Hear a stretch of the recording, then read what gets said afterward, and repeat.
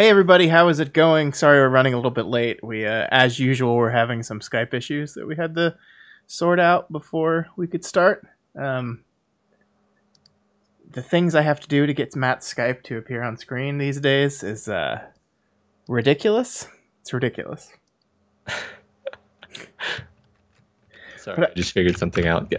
Yes, it's like it's becoming worse. It is. It is. We're not changing anything, but it's becoming worse. Well, they forced their update on us, That's and true. that meant I could not just put a link to your Skype window. I have to Matt's, as you'll see, because you can see my mouse, or maybe you can't see my mouse. I think I made it so you can't see my mouse, but you can't actually link directly to the window. So, oh, there's my mouse. Matt's image is just my desktop, an image of my desktop with it just shrunk down to just one area, and it's a pain in the ass, and I hate it. And I have to deal with the weirdness of it every time because Matt's box size is slightly different each time for no reason, and I hate it. But that's okay because we're gonna have a good show, right, Matt? We're gonna have a great show. That's right. I'm hot. Yeah, you are. That's right. Okay, this isn't gonna work. Hold on. Take it off. Take it up. Oh, I will.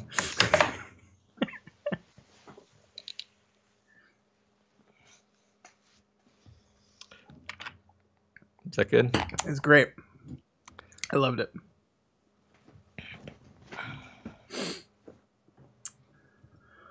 All right. Uh-oh. We're almost ready here, I think. Let me check something. that hair swish, though. I loved the Charmander emote. I want to put it on our thing immediately. We still have 32 empty emote slots, I think. Matt is the real number lad on the stream. It's the truth. Yeah, let me just swish my hair too. Okay. I can't see you, so. I don't have any hair. That's the joke. I know. That's the joke. Why don't you just stop shaving it right before I go on, because then my head's kind of itchy.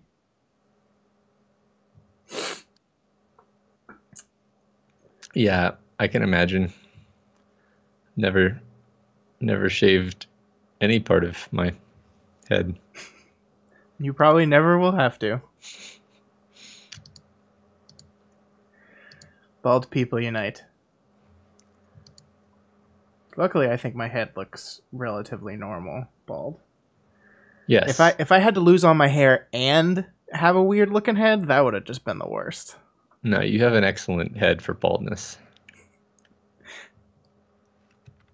Yeah, Matt's mustache just grows like that. It's magical. Just grows like what? Like what you have. You don't do anything. It just... I just trim. I need to trim mine. I was gonna trim my whole beard before I got on, but I ran out of time. Yeah, that's right. I grew myself for streaming, not for going to work. That's logical. Yeah, that's how I live my life as well. All right, I think we're ready. This is going to be relatively long. It's a big script, but we also have discussion questions in here, so those artificially inflate the size. It's true. It's true. Can you give me 30 seconds? That's true, Skins. That's exactly what happened. It just... It was a very brief time where I had a beard and I wasn't shaving my head. And then I think it was Elise and I did our engagement photos, and they're good photos, but you can really tell that there's barely any hair on the top of my head. And at that point I was just like, I can't do this. I'm going to shave it. And I shaved it in October, and our wedding was in January. And the thought was, if I shave it and it looks terrible, it will have time to grow back prior to the wedding. And I've been shaving it ever since. So 2.5 years now? Wow. Time goes by.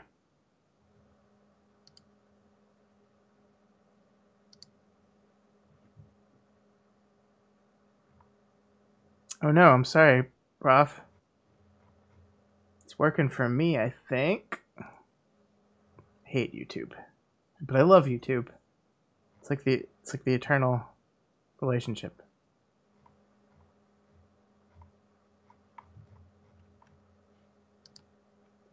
I'm getting grays. This is the beard stream.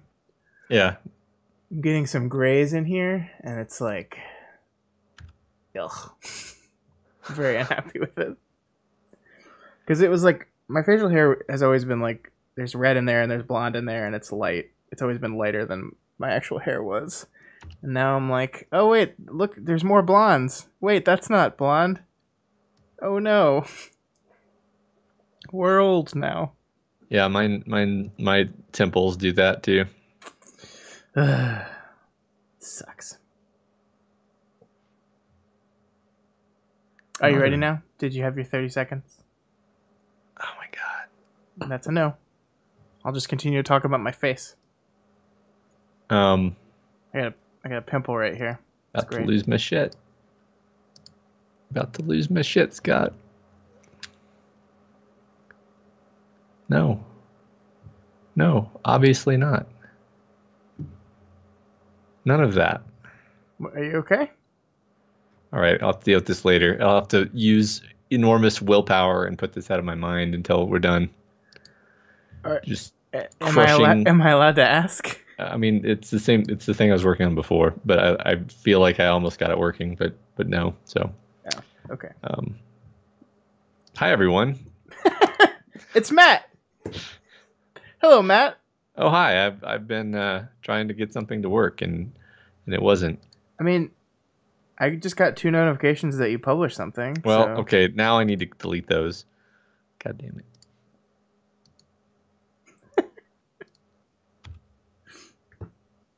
See, I don't see them. That's what I'm complaining about. I click the button and now I don't see them. Well, I have a notification, so they exist.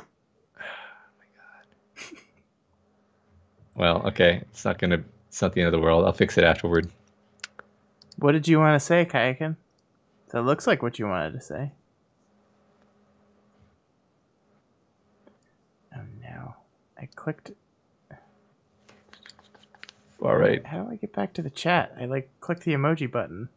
There oh my god. Never mind. Okay. Hey, are we ready to do the podcast now? Yes. Cool. Waiting on you, Scott. Hold up. Hold up.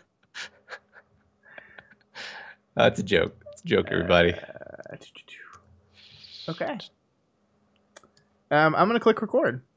Welcome, everybody. I hope you guys are having a great Wednesday night. Sorry again for the delay, but it happens, and we're glad you all can join us tonight.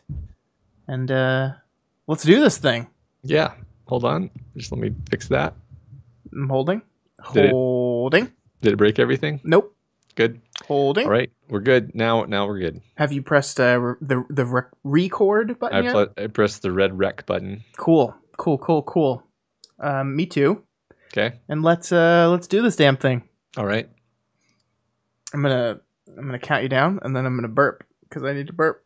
Roger that. Let's go in 5, 4, 3, 2, 1.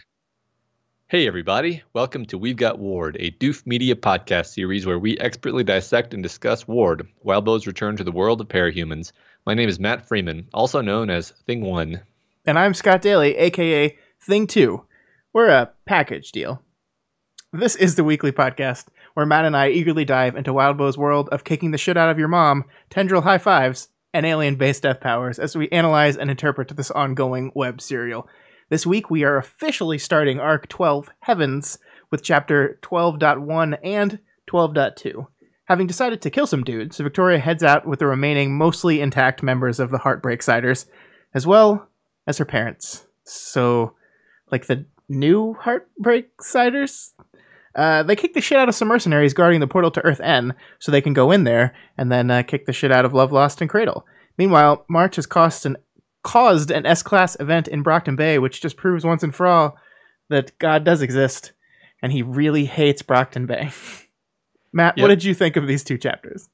These were great. These were fun, exciting, intense, full of great character moments. Super anxious about the cliffhanger at the end of 12.2. Mhm. Just overall fantastic experience. Yeah, it's interesting because we had a chapter, like we've technically already been in this arc, right? We had an interlude chapter that started this thing off, but these, even so, I think these still felt like start of arc chapters, right? Like this is 12.1. It is the second chapter of the arc, but it feels like the first chapter of the arc. So yeah, definitely. I think we can predict that this arc is going to have some very unusual structural elements in terms of the interlude placements. Yeah, I think that's very fair to say. And we'll have to see if there's going to be another interlude that we can pretend like we don't already know about because it's Wednesday night. Right, and also know what its name is. Anyway, moving on. Let's do some announcements. Yeah, announcements. So, Scott, apparently this is episode 100. It is. Of We've Got War. This is our 100th episode of the show, not counting the Weaver Dice episodes because those are something different. Unfortunately, we didn't realize that till yesterday when I was just like looking on our thing and saw that, wait a minute, 105 minus 6 is 99. Oh no. Yep. This is our 100th episode and we did not prepare for it.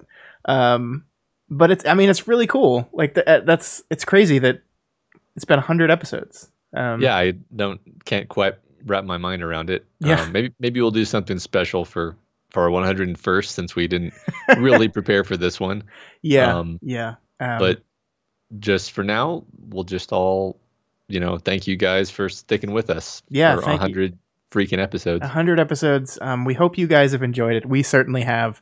And here's to 100 more, depending on how long Ward is. Yeah, right. Yeah. It's kind of crazy to think that we've done more episodes on this book than we did on Worm. Because I think we were at like episode 40 on Worm. So we're in like 60 something. It's crazy. Yeah, that is I didn't realize that. It's very interesting that you said it. Yeah. All right. Next announcement. Why don't you introduce, Scott? This one's your baby. Yeah, so we had an idea for a fun thing to do, and we're still not 100% sure whether we're going to do it or not, but it's like the kind of fun thing that we got the idea and I was like, oh, we have to do this.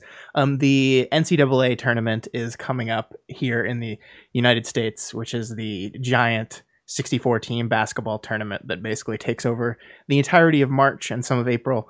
And we thought it would be fun to do like a We've Got Worm Parahumans style 64 tournament that we're calling March's Madness. So the idea was to pick 64 characters, to seed them, and then to run a bunch of polls throughout the month of March to kind of get down on who is the quote-unquote best Parahumans character. It's just something that we think would be fun to do. We hope that people don't take it too seriously and that there's not giant wars about it, but we thought it would just be fun. And we're going to be working behind the scenes because, hey guys, there are a lot of characters in these stories. So for over the next couple weeks, we're going to be working behind the scenes to get that list of characters down to 64 and see where we go from there. Yeah, I think this will be fun. I hope it's fun. I hope that we don't anger people. It's going to be fun for me. Yeah, put it that's that true. way. That's true. Yeah. All right. But anyway, that'll start hopefully in March. Maybe like not next week's episode, but the week after that would hopefully give me time. It's really fun to theoretically do this in your head and be like, yeah, we'll just do like 64 characters and we can like divide it into different divisions. And then you start like writing down the names of characters and you're like, oh no. Oh no. Who am I going to leave out? How do I seed these characters? Why is X person a 16 seed? Why is that person a 3 seed? Yeah, and these are all the things that people will be yelling at you about. And I will say, yeah, Scott was really the one who made these decisions. No, it's not the truth though. We'll just we should just make up like a third team member and say that they did it. Yeah, it was it's Jeff. Yeah, cut this part out later, and we'll just say that Jeff did it. All right, cool. Let's move on, Scott. All right. Into chapter 12.1. Let's do it. And we begin in the aftermath of the horrific events of the last arc with red and blue lights flickering over our heroes, synchronizing and desynchronizing. It's fire and ice, baby. It's great. It's it's fun little imagery. We've been talking about this kind of color imagery throughout the entire story, and of course, it makes sense within the logic of this chapter.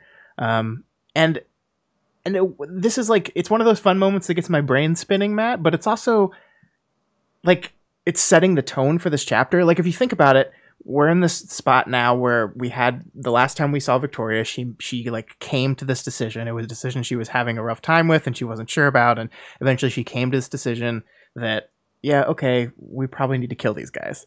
And then the next chapter opens with the presence of the cops, and the way the text describes the law as being present here is like their vehicles are parked on sidewalks normally, reserved for pedestrians. Their lights are flashing, like you said, synchronizing and desynchronizing, like in a way that it's never quite set, it's never quite settled. It just keeps changing, and it's just like this overpowering presence of authority in the midst of Victoria making this decision to do this thing. And I just love that as metaphor for like what's going on in her head right now. Mm-hmm. Yeah, the part of this that I instantly attached to was the lights synchronizing and desynchronizing. And now I'm still not very confident that we have any understanding of what the red and blue and the colors like fundamentally mean. But I like this idea that these two symbols are like coming into phase and going out of phase, coming into phase and going out of phase. Like they don't mean the same thing, but they don't mean opposite things. Sometimes they work together, sometimes they work at cross purposes. But I don't know. I love the idea of two different like symbols resonating at different frequencies such that they align sometimes, but not all the time. I thought that was, if these colors are symbols, then having them synchronize and then desynchronize and then synchronize again, I think is a pretty cool concept. Yeah, no, I like that a lot. I kind of went right toward like maybe the more literal image of it, but yeah, I think you're absolutely right that you could see that as kind of, and it would match up to our like confusion about these symbols, right? That how like sometimes we felt like they were very clearly meant some things and sometimes they didn't, and just kind of shows the changing nature of, I mean, maybe it reflects, Victoria's changing nature of what she is valuing, what she isn't. Yeah, and how things can seem different in different contexts or something along those lines. Yeah, I like that. I like that a lot. Cool. So Victoria then ruminates on how if she had made different decisions, she might be among the civilian first responders rather than the capes. And she's thinking, in that timeline, would I have made headway against the nightmares and the loathing of my own skin? Had I made headway against the nightmares and the discomfort with skin that wasn't human and hadn't come from humans? I hadn't vanquished by demons. I just scared her away. She was some other Earth's concern now. Now there are more demons. Cradle, Love Lost, March. I love this. I love this so much. It is really in moments like these where like they express why I love Victoria as a character so much, because you have her in this terrible situation, and like anyone that finds themselves in a shitty situation, they start kind of like wondering. They look at the scene around you and are wondering, would things be better were I on that side of it? And the go-to image whenever I hear something like this, I immediately connect back to my marathon running days, where I would be running down the road and then seeing people standing alongside the road, like the people not running, the people cheering on. And like when you're 20 miles into a race and you're just like, I want to be that person now. How would things be going right now if I was that person, not the person running the race? And that's kind of what I think is going through Victoria's head a little bit here, is that she's like forced to make this decision, and and she knows she might have to take someone's life, and it might have to be necessary, and it kind of goes against some of the things that she believes in, but it might be necessary. And you're kind of like, what if I were that person over there? What if I were just like one of these kids that was going to school, and then I wake up and see heroes here? Would I be better? Am I better now? Like, what my choices that have led me here, have they actually helped me? Have they made me worse? And she doesn't know the answer to those questions, and there's not easy answers to those questions. Yeah, right. I basically agree that, like, she's not. Sorry, I got completely distracted by something. Sorry about that. It's cool. I can keep talking. Yeah, I'm just give me a second to get my head on straight. Just making me having to edit stuff out. Yeah, I know. Matt, 12 minutes. Matt fucks up. I wasn't going to write it. Yeah.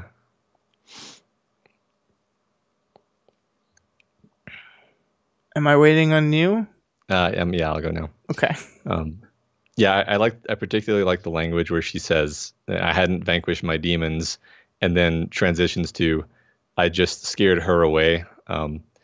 Which, it's interesting because she puts all of the trauma on Amy specifically. Yeah. And there's definitely more going on with her that she needs to work through than just Amy. This is it's kind of a common thing with her, where she'll fixate on Amy as like, yeah, I mean, Amy's obviously the big thing that she's afraid of, the biggest trigger. But there's so much more going on. Yeah, I mean, it is interesting when most people talk about like vanquishing their demons. They are talking about their inner demons, right? They're talking about the things that are going on internally inside themselves. But when she means that here, she directly ties it to Amy. Amy is her demon. And it is like, she does tend to externalize. And it's interesting here because she's externalizing and pushing away her problems while simultaneously being unfair to herself a little bit here. Because like earlier on in the sentence, she's talking about like this idea that, am I really that much better? Like, have I really made that much progress now? And like, I just want to be like, Victoria, yeah, you're not like cured, quote unquote, but you're doing better than you were. Give yourself credit for that. You deserve some credit for being in a not like a perfect place, but a better place than you were at the beginning of this whole thing. Yeah, it seems like the opposite of, the frog boiling in the pot, because I really think that that she hasn't like stopped to appreciate how far she's come. Right. It's hard to really, because we've been reading this in installments, in the serialized format. It's hard to remember kind of how insane the pace of her life has been from her point of view. She hasn't really had time to like sit back and take stock. And thus, like, she hasn't, I don't even know when the last time she said she had a meeting with Dr. Darnall was. Seems like quite a while. So, even since that last meeting on the rooftop with him, it feels like she's made tremendous strides, and like the whole, if she were to talk with him again, it seems to me that the whole tone of things would be different. Yeah, she's still maybe keeping some things buried, but she's just so much more able to take things in stride and handle them. Yeah, I think you're absolutely right. And the last thing I want to say about this whole thing is this interesting fact that we've labeled Amy Victoria's demon, and implied that her path to recovery is through this externalized force, at least in her mind. And then we link that back to Cradle, Lovelost, and March. These three people that she has now decided need to die. And I just think that's a very like direct kind of reference. Like they're both demons. Here are the demons I've decided are necessary to kill. Here's this other demon. I haven't vanquished that one yet. It's just in another world. And part of your head's like, are we like, in her mind, does she see maybe removing Amy in the same way that she feels she needs to remove Cradle as necessary now? And I think that's like, these kind of things become inexorably linked when we use that kind of wording around both sets of people. Yeah, that's very interesting. I mean, she's definitely had this thought more than once that, man, I would sure feel a lot better if Amy just died. Right. And I agree that that's definitely kind of a beat that's coming up here again. And I do think that she's realized that just go away, Amy, is not going to solve her problems. But she's still externalizing it, right? She's still saying that problem is out there. It's not something within me that I need to work on. It's that she's still out there. And even though she's not here, that doesn't mean my problem's solved. Yeah. It's going to be interesting. Yeah. So she continues to ruminate on how she can't just be one of these identities that vie within her. And this makes her unsure where she stands, but she chooses to focus on having other people to focus on because, in her words, as she thinks, I was fueled by dwelling on others. Yeah. This is, I mean, we just talked about how she was being a little unfair to herself. And in this moment, I think she's being very honest with herself. This idea that I have realized things about myself. I have realized I can't just be 100% the warrior monk. I can't just be the scholar. I have to be more than that. And then this realization that, okay, when I'm with people, though, when I'm helping people, when I can focus on others, I do better. And when I have other people to dwell on, and I like this is like this basic understanding or this basic question of why do our superheroes do the things that they do, right? Like, why does Superman go out there and save people? And a lot of times, comics and stories like this are just really fine with the idea of, well, because he can and because that's just who he is. And that's a satisfying answer for a lot of stories, but it's not a satisfying answer for this story. And I think that it is a great idea that Wildbow with this character is exploring the idea of why people help people. And one of the reasons why Victoria helps people is because it gives her energy. It heals her to help other people a little bit. And we've seen this in her from the very beginning of the story when she went and helped those kids in the hospital and did the flying lessons with them. And it's still true now. She is at her best when she can focus on other people that need her. Yeah, I'm reminded of her interaction with Ashley on the chat program where she's like, helping other people is important to do. I don't remember the language that she used exactly, but yeah. Ashley, of course, responded, that's stupid, right? But that's this big streak in her character, and I think it's one really cool thing is that I think Glory Girl was motivated by a need to kind of live up to her parents' expectations and a desire to fix the world by punching bad guys hard enough that the world gets fixed. And Terry's is entirely about making sure people are okay. And as she says explicitly at some point, making sure that terrible things like what happened to her don't happen to other people. So it's all about helping and protecting people now. Would you say that Glory Girl was all about Glory Girl? Sure, yeah. We'll go with that. Okay, we can move on now. That was bad. I apologize. It's 100 episodes. Give me a break. Yeah, we're... I'm out of jokes. You think we get better at this over time, but no.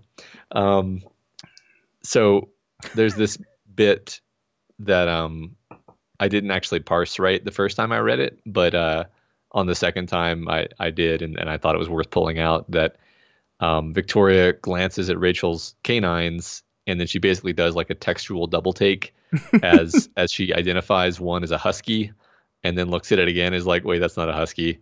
And yeah. It's fun because this is Bastard, and hello Bastard, we missed you. This is our giant wolf monster. And it's fun because I think in the best kind of sequel way, this is something that works for people that remember that this is her awesome wolf that she got. But it's just a moment that would just sail by a person who either forgot that or for some reason didn't read Worm. I don't know. It's just this moment that's it's this little, it's not fan service, but it's not fan service. It's just a little fun moment where you're hey, because the text really never draws attention to this, right? She never says, is that a wolf? she never says, "Oh yeah, this is Bastard. This is my wolf, Bastard." That stuff never happens in the book. It's just like, oh, it's just the husky, and wait, what? And then the text just moves on, and she, a little bit later, when we see Bastard fully transformed, she just calls it a wolf. And I think that's like a great way to do like fan servicey stuff where you're not like, look at it, let's pay attention to it. It's just like we just pass right over it and then move on with the story.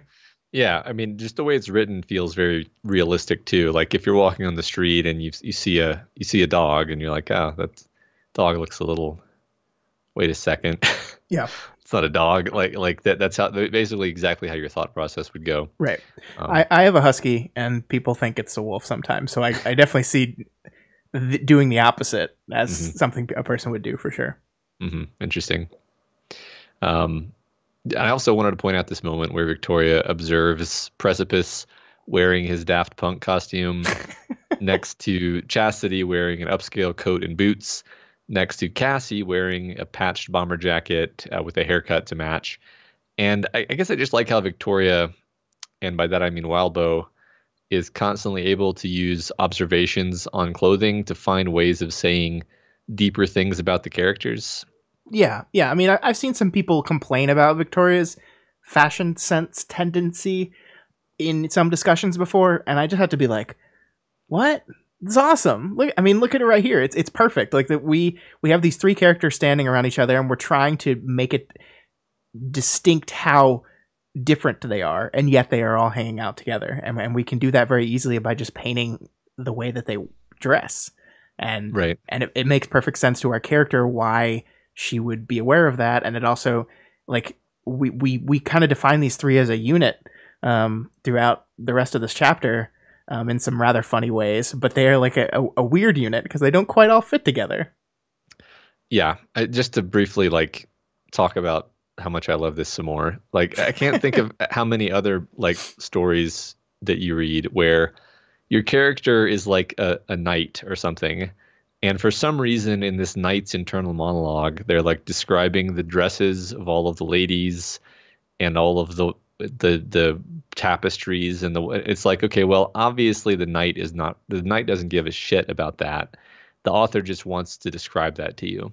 But by having Victoria be a character who cares very much about fashion and reads into people's clothing in an almost like Sherlock Holmes fashion of like deducing things about them from their clothing, now Wildbow has created a very good reason to be describing people's clothing, and you actually pay attention to it instead of being like, oh my god, more fucking dress descriptions. Like it's a very clever writing device. I think I can't say enough good things about this. No, I think you're right, and I think what it can do, like, it takes one of the disadvantages of the first person point of view, which is that you're supposed to be through a character's eyes, and that limits you because you need reasons for the character to be observing things. And so I think a lot of authors would be content with just, well, I need people to understand what people look like. Like I need to do that. But this author doesn't do that. He goes the extra mile and writes it into the characterization of his characters in a way that makes sense. Right. Exactly. All right, so Rain hasn't been able to figure out Cradle's whip yet from its broken remains, and we get a moment of everyone being really angry at the idea that Love Lost was working to incorporate the same concept into her whip claws, with Rain actually leading the anger brigade here. Yeah, and it's that last part that is the most important to me, I think. Throughout the horribleness of the last couple of arcs, I think Rain has kind of just been silently, like, in the background, like, rather emotionless, to me it shows like it's demonstrative of this he's torn between the fact that he's mad at what these people are doing, but also feels this extreme amount of guilt for feeling like he's the one that caused this, and therefore because he did this he's responsible for everything these people do. And I think it's this internal push and pull with him where he's like, what they're doing is disgusting and I hate it and I want to get mad about it, but it's my fault. And I think this moment shows that anger at them is starting to win out over the guilt he's feeling, right? That it's getting to a point where he's just so fucking pissed off at these people that it's not like dragging him down. It's, I want to do something about them. And the text does like want us to think this. I think like the fact that it draws it out to us with a fierceness I didn't tend to hear from him. Like it's not only drawing out the emotion that he had, but it's drawing out the fact that this is not an emotion that he has often. So it is drawing out the distinctiveness of this fierceness in him. And I think that matters a lot. Yeah, I think that this has been kind of building up in the background over these last few chapters, actually, as he, we kind of see him ruminating. We kind of see him like talking through things. Like it doesn't really make sense for me to turn myself in, does it? Yeah.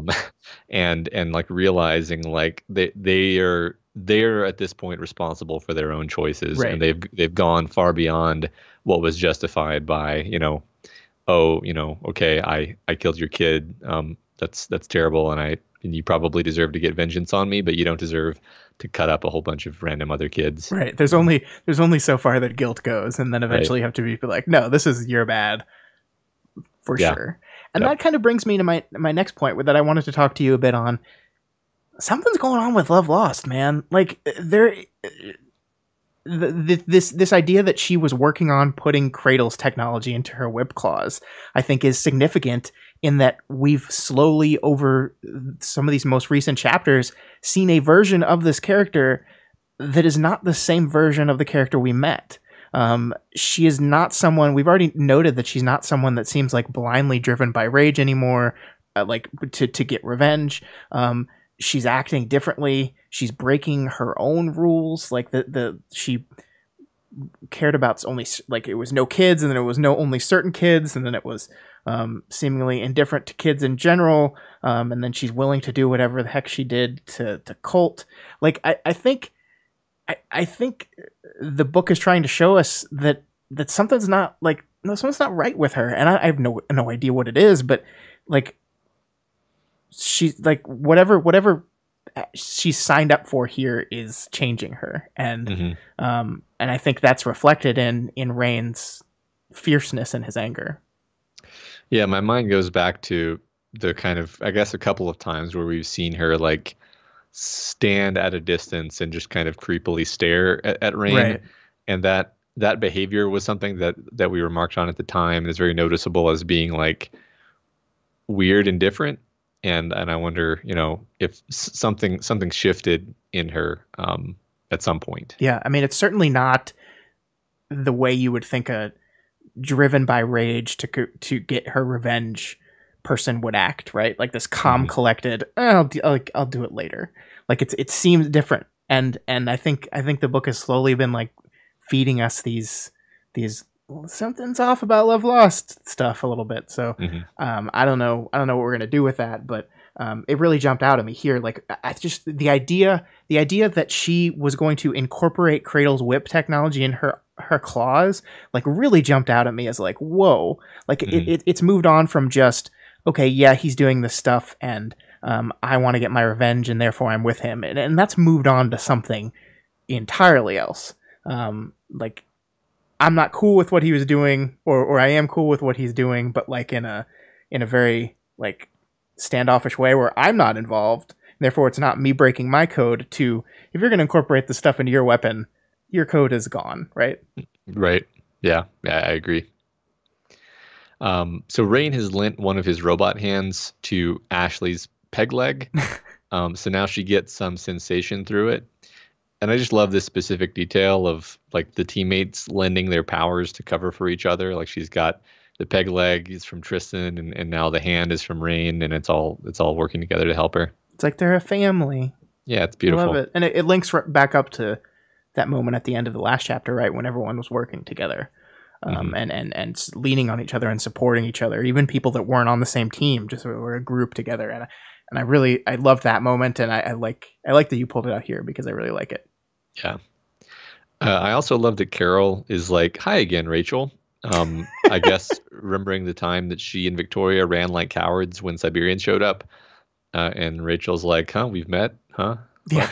The first of many Carol burns in this week's episode. Yeah. Carol's got to feel bad at the end of this. Yeah. Yeah. I wonder, like, I definitely could see Rachel just not remembering this, but she also is a person that's like good with faces, right? Like she recognized Chris as Lab Rat. Right. Um, Well, yeah, I mean, she recognized his behavior basically. sure, sure, So, yeah. yeah, I don't know. I don't know. I I don't know just what to think make that of I that. just think that makes it even worse. It's like more of a burn because like you're so unmemorable, Carol, that not even not even Rachel remembered you.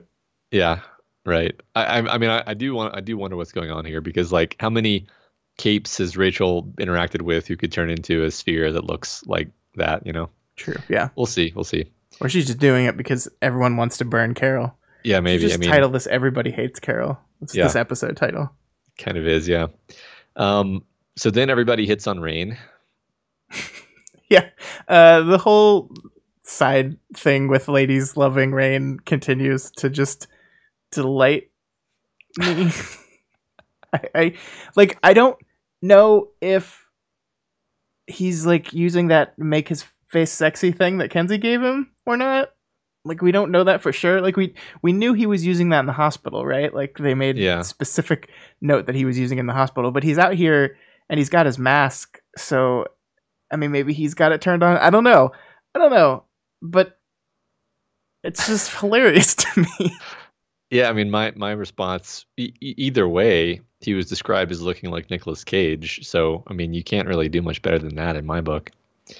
Um, moving on, the team mounts up on monster dogs and vehicles, and Victoria initiates a group phone call to coordinate.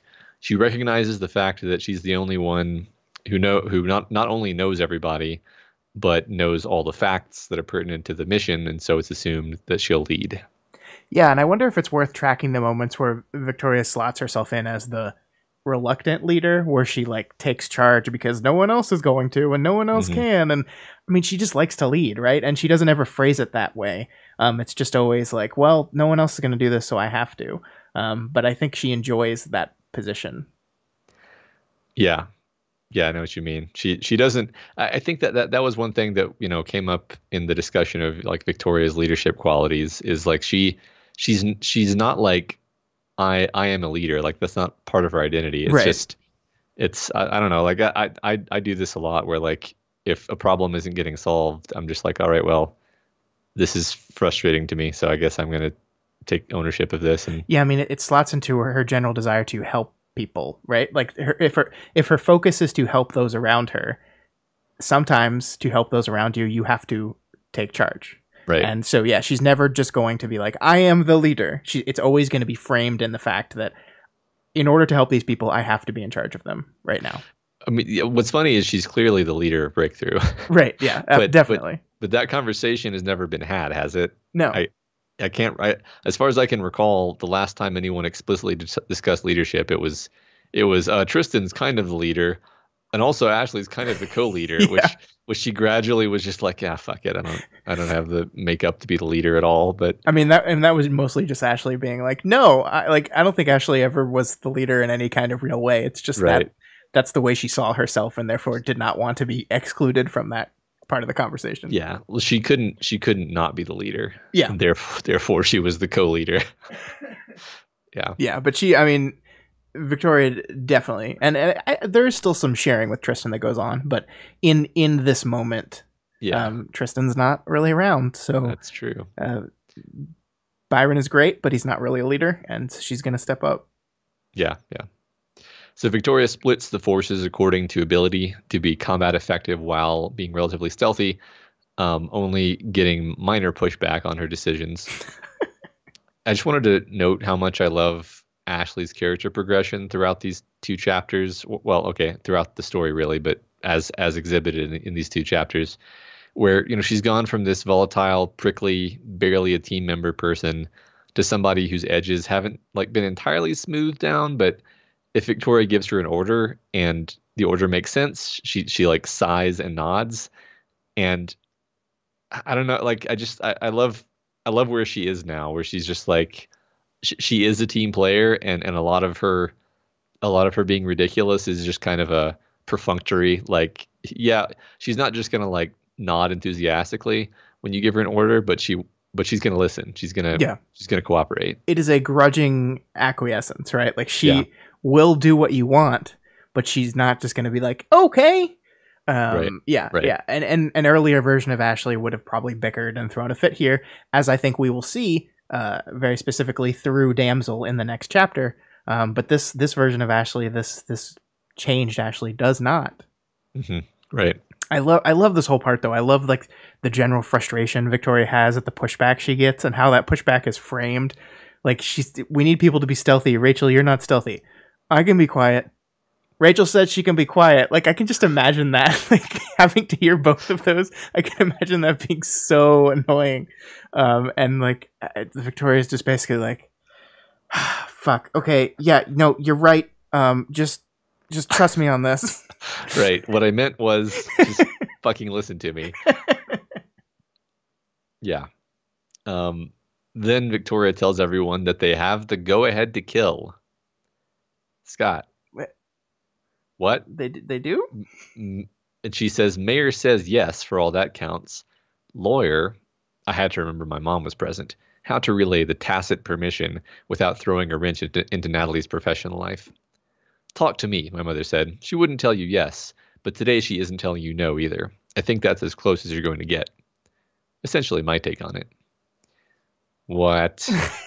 This is interesting, right? Yeah. It is a loose interpretation of the conversations that happened. Nowhere in either of the conversations was it said, you have permission to do this. The mayor said, you don't have to ask me for permission, but then also very explicitly said, I cannot promise you protection from consequence for doing this, which is not the same thing as saying yes at all. Natalie's response was basically nothing. It is true that Natalie did not say no or yes, but she didn't say to Victoria that I'm not saying yes or no. Like the extent of the thing was, you want me to sign off on murder? And then they moved on to other stuff. Yeah, then I'm going to go upstairs and then not say anything further about it. Yeah. I mean, like fundamentally, it's not about permission because neither Natalie nor Citrine has the authority to give permission. Right. What they have is the authority, I think it would be smarter to say like objectivity and awareness to be able to say, yeah, go ahead and do that, and it'll probably end up okay for your team. You probably won't all go to prison. Yeah. And neither of them actually said that either. Yeah. So yeah, I mean, the fact that Victoria is conveying to everyone that they basically have a mandate from the authorities, like her mom does help because her mom says like it's not a no and it's not a yes. Yeah. And so everyone who's involved now knows it's not a no and it's not a yes, right? So yeah. So at least they're aware of that and they're moving forward with that understanding. Right. Yeah, and I think that's important. And part of me wonders, and I don't want to be unfair here because we don't know the answer to this question, but part of me wonders, Victoria's about to talk, then she remembers her mom's there. And I wonder how she would have described what lawyer said if her mom wasn't present and didn't know what Natalie said or what didn't have like close contact and a relationship with Natalie, you know? Yeah. I don't know. Yeah, right. I mean, I love, I hate love the phrase tacit permission because it's like tacit permission. Like that's just a really good way to like throw someone under the bus and get plausible deniability for it. Right. You know, like there's no circumstance where I want someone to give me tacit permission. Yeah. I'm like, oh, you're probably trying to screw me over. Like, yeah, you know what I mean? It's not a reliable thing to rely on. Yeah, and one of the things we didn't talk about last week we didn't phrase it this way last week, but I think maybe we should have is that idea of I need your objectivity because I know I am not objective here. The fact that Victoria wants revenge, and she says in this chapter, I want revenge. I am admitting that to myself. This is what I want. I want revenge from my friends. I'm pissed off. And so just having someone to just be a little bit objective on this is what she really wanted, and she didn't really get it. I mean, like, she didn't not get it either, which is, I guess, what they're going for. But she not to a satisfactory level, I don't think. Mm-hmm. Yeah, I agree. She didn't get that at all. She's going to move forward anyway, though, and that's I think the point here. Well, they kind of have to. I mean, that's the thing. Is like whether or not you get permission to do the thing the thing has to be done, right? True. Yeah, true. So Rachel's dogs sniff out the path of the villains, and everyone heads to the Earth End portal. There are 8 cars and 15 people gathered outside, ready for an attack. And there's a small snag as Victoria solicits advice, and then everything her mom says is the wrong thing, because pretty much anything Carol could possibly say would be the wrong thing. Yeah. There's going to be plenty of time to shit on Carol in this episode. Yeah. I don't think this is one of those spots, though. Yeah. I think, like I said, anything she says here would have nettled Victoria in one way or another. Yeah. Yeah. I mean, Carol does not like butt in with advice. She doesn't say anything until she's asked. And then she offers genuinely good advice. Like, look, we have to move fast. Like, we have to go. We have to go now. I think don't let perfect be the enemy of good. It might be something that nettles Victoria, but it's sometimes just a truism that you need in planning how you're going to attack these guys. And like, Carol sees that Victoria's hackles get raised a little bit and responds to it. And Victoria admits that this happens. Like, Carol notices her agitation and says, you know the team and the team dynamic better. Like, so she defers to her in this moment. She says, here's what I think. You asked me. Here's what I think. This upset you. So then she backs off and says, okay, but you know your team and the dynamic better. So you make the call. Yeah. I mean, fundamentally it's good advice, right? Because it's like, the thing about like planning combat operations, from my understanding, is that if you're leading combat operations, you're always going to want to like take forever, because you can always improve the plan. But in a situation like this, Carol's like speed is actually what we want. The faster we're in there, the better. So yeah, right.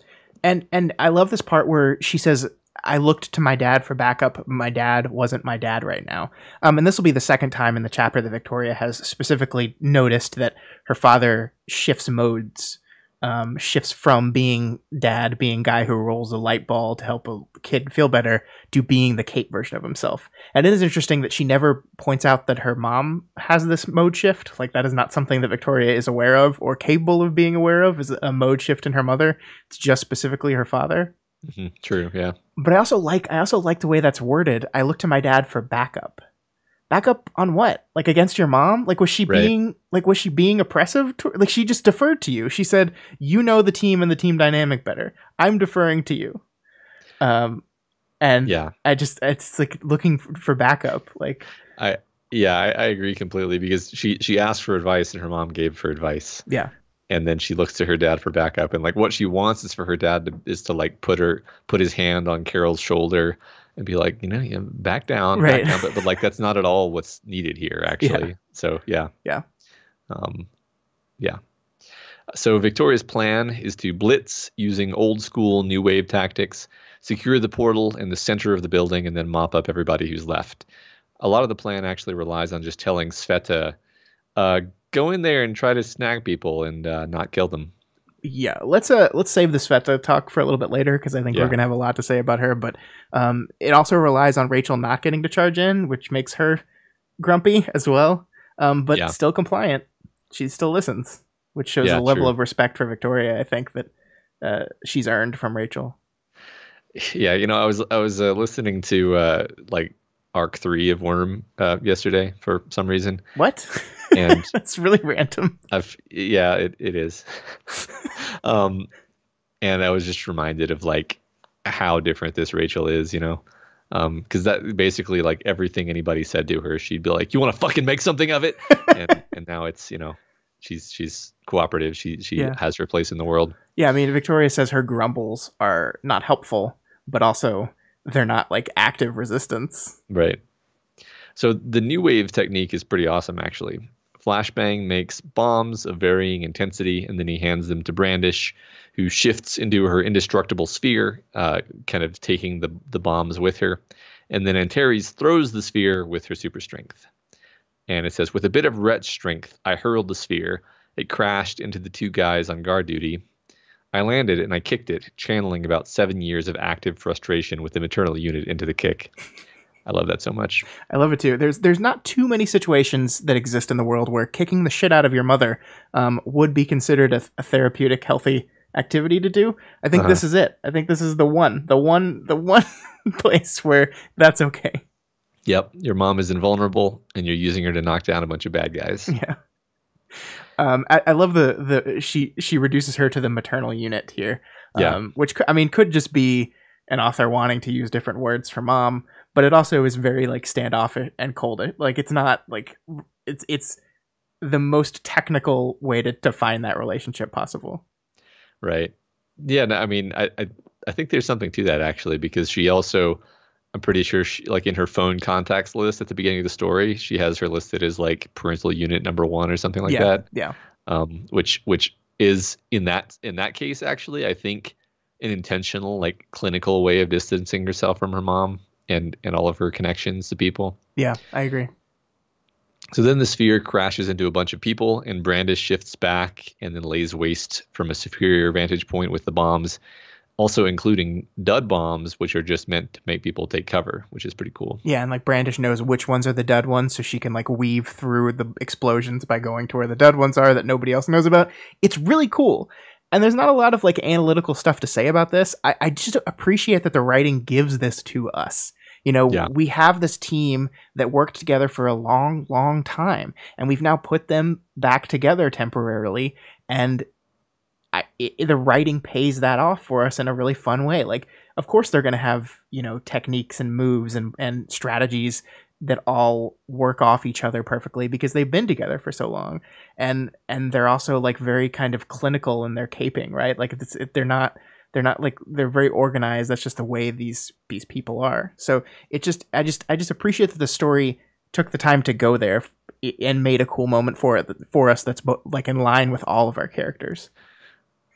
Yeah. I mean, I was actually thinking about how in so much superhero fiction that I've consumed, there's an absence of this kind of thing where it should be present. Like you got a team of superheroes who have worked together for 10 years or whatever is in the story, and they don't really take advantage of power synergies. They just kind of all rush in, Yeah. And so it's like, yeah, this is what would happen if you were an experienced team who'd worked together for a long time. Based on our knowledge of how the wards worked and how the Protectorate worked, this seems different from that too. Because I mean, that was one thing that really bothered Taylor back in the day, was that they didn't like plan these teams around synergy very much. Mm-hmm. There was so much politicking going on in it.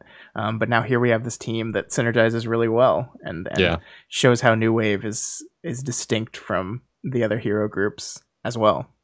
Yeah, that's a good point. Yeah, I forgot about that. So I love this. My dad caught my mom out of the air. Those days in the gym hadn't been for nothing.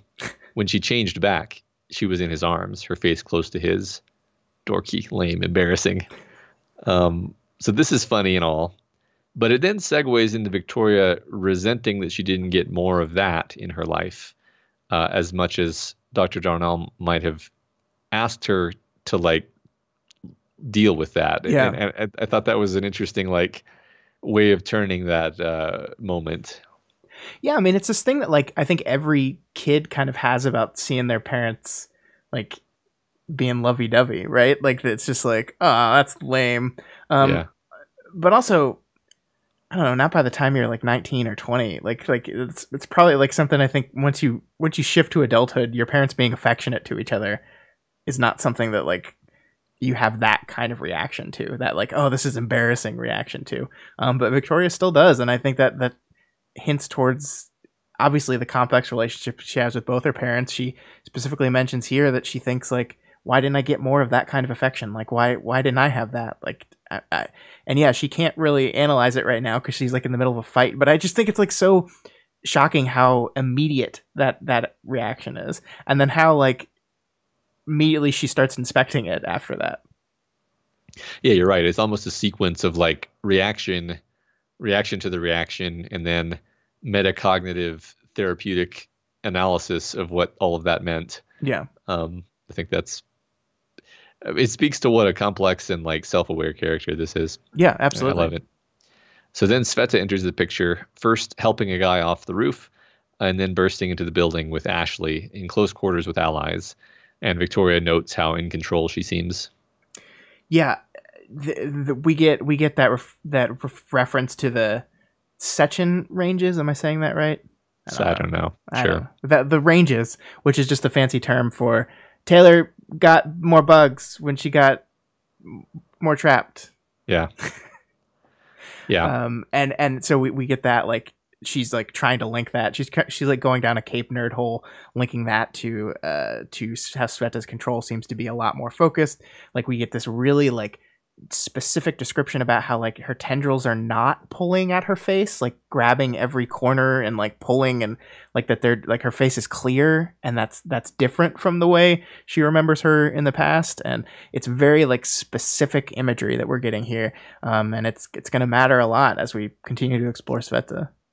Yeah, one awesome thing about the Sveta situation here is that Sveta's been a beloved character in my brain for so long that if I ever had the thought, like, man, Sveta would be really awesome if she could control her power. Yeah. Then I've forgotten that.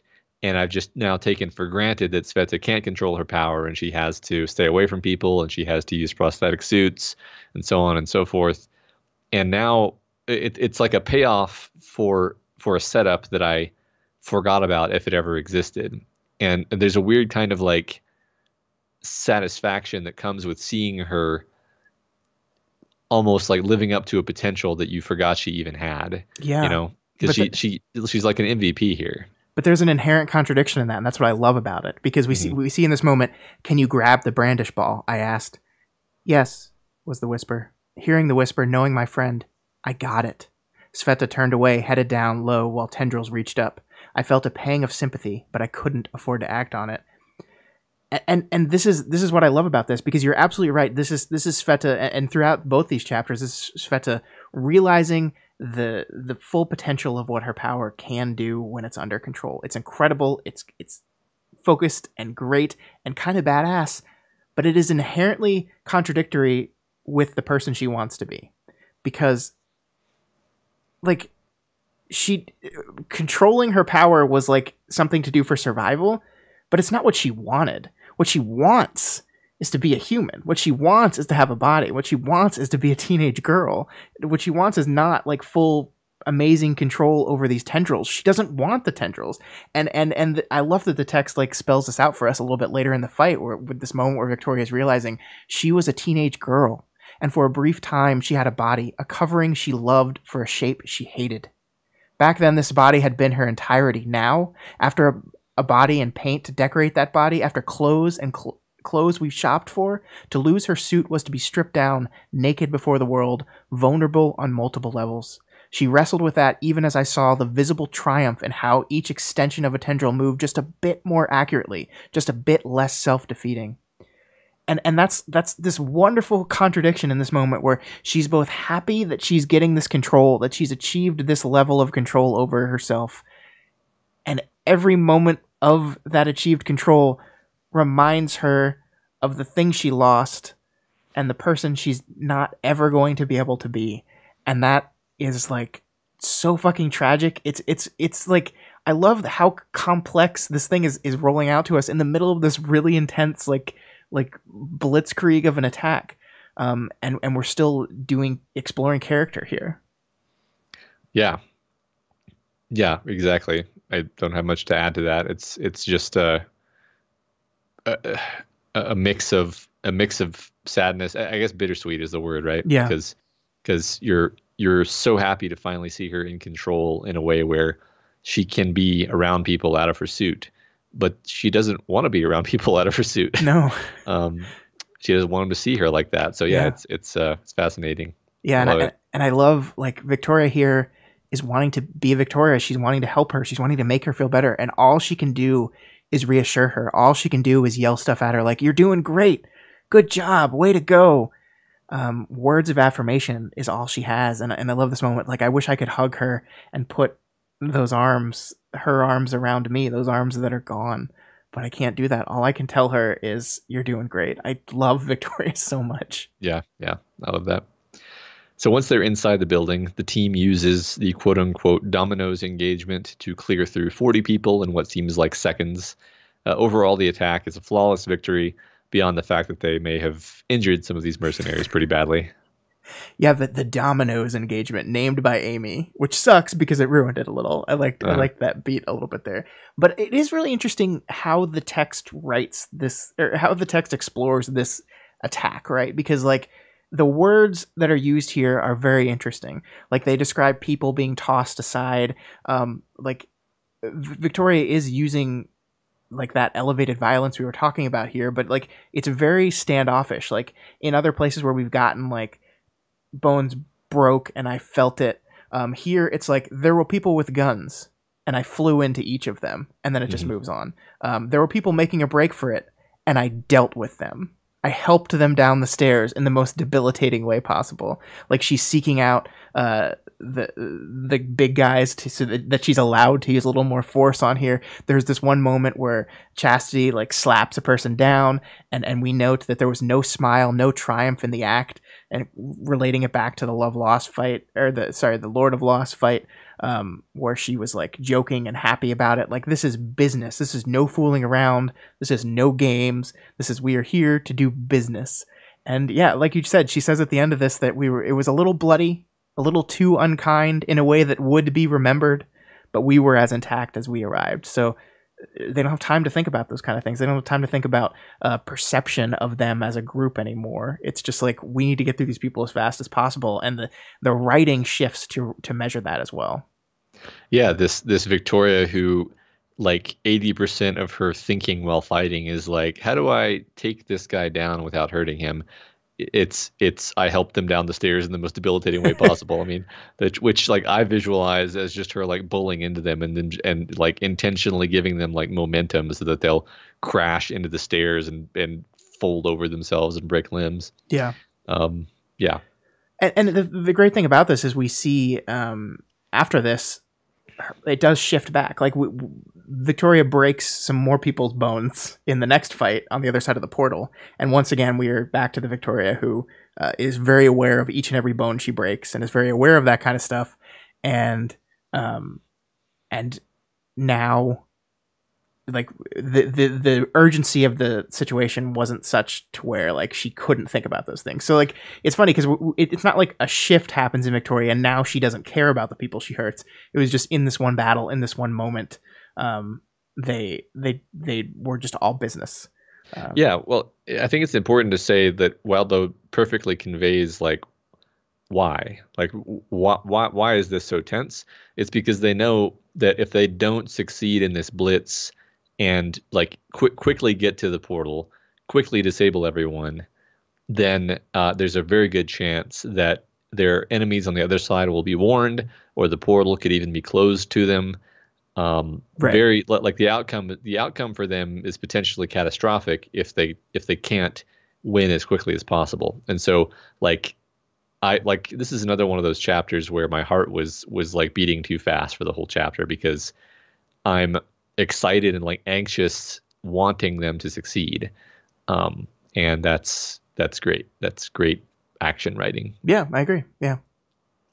Victoria thinks about Operator Red briefly in all this, and she thinks Juliet took credit for the kill, which I just like that little, tiny moment because it's like, hey, the Heartbroken got each other's backs here. Yeah, tell me how I should feel about that, Matt. Because on the one hand, it's great to get your sister's back.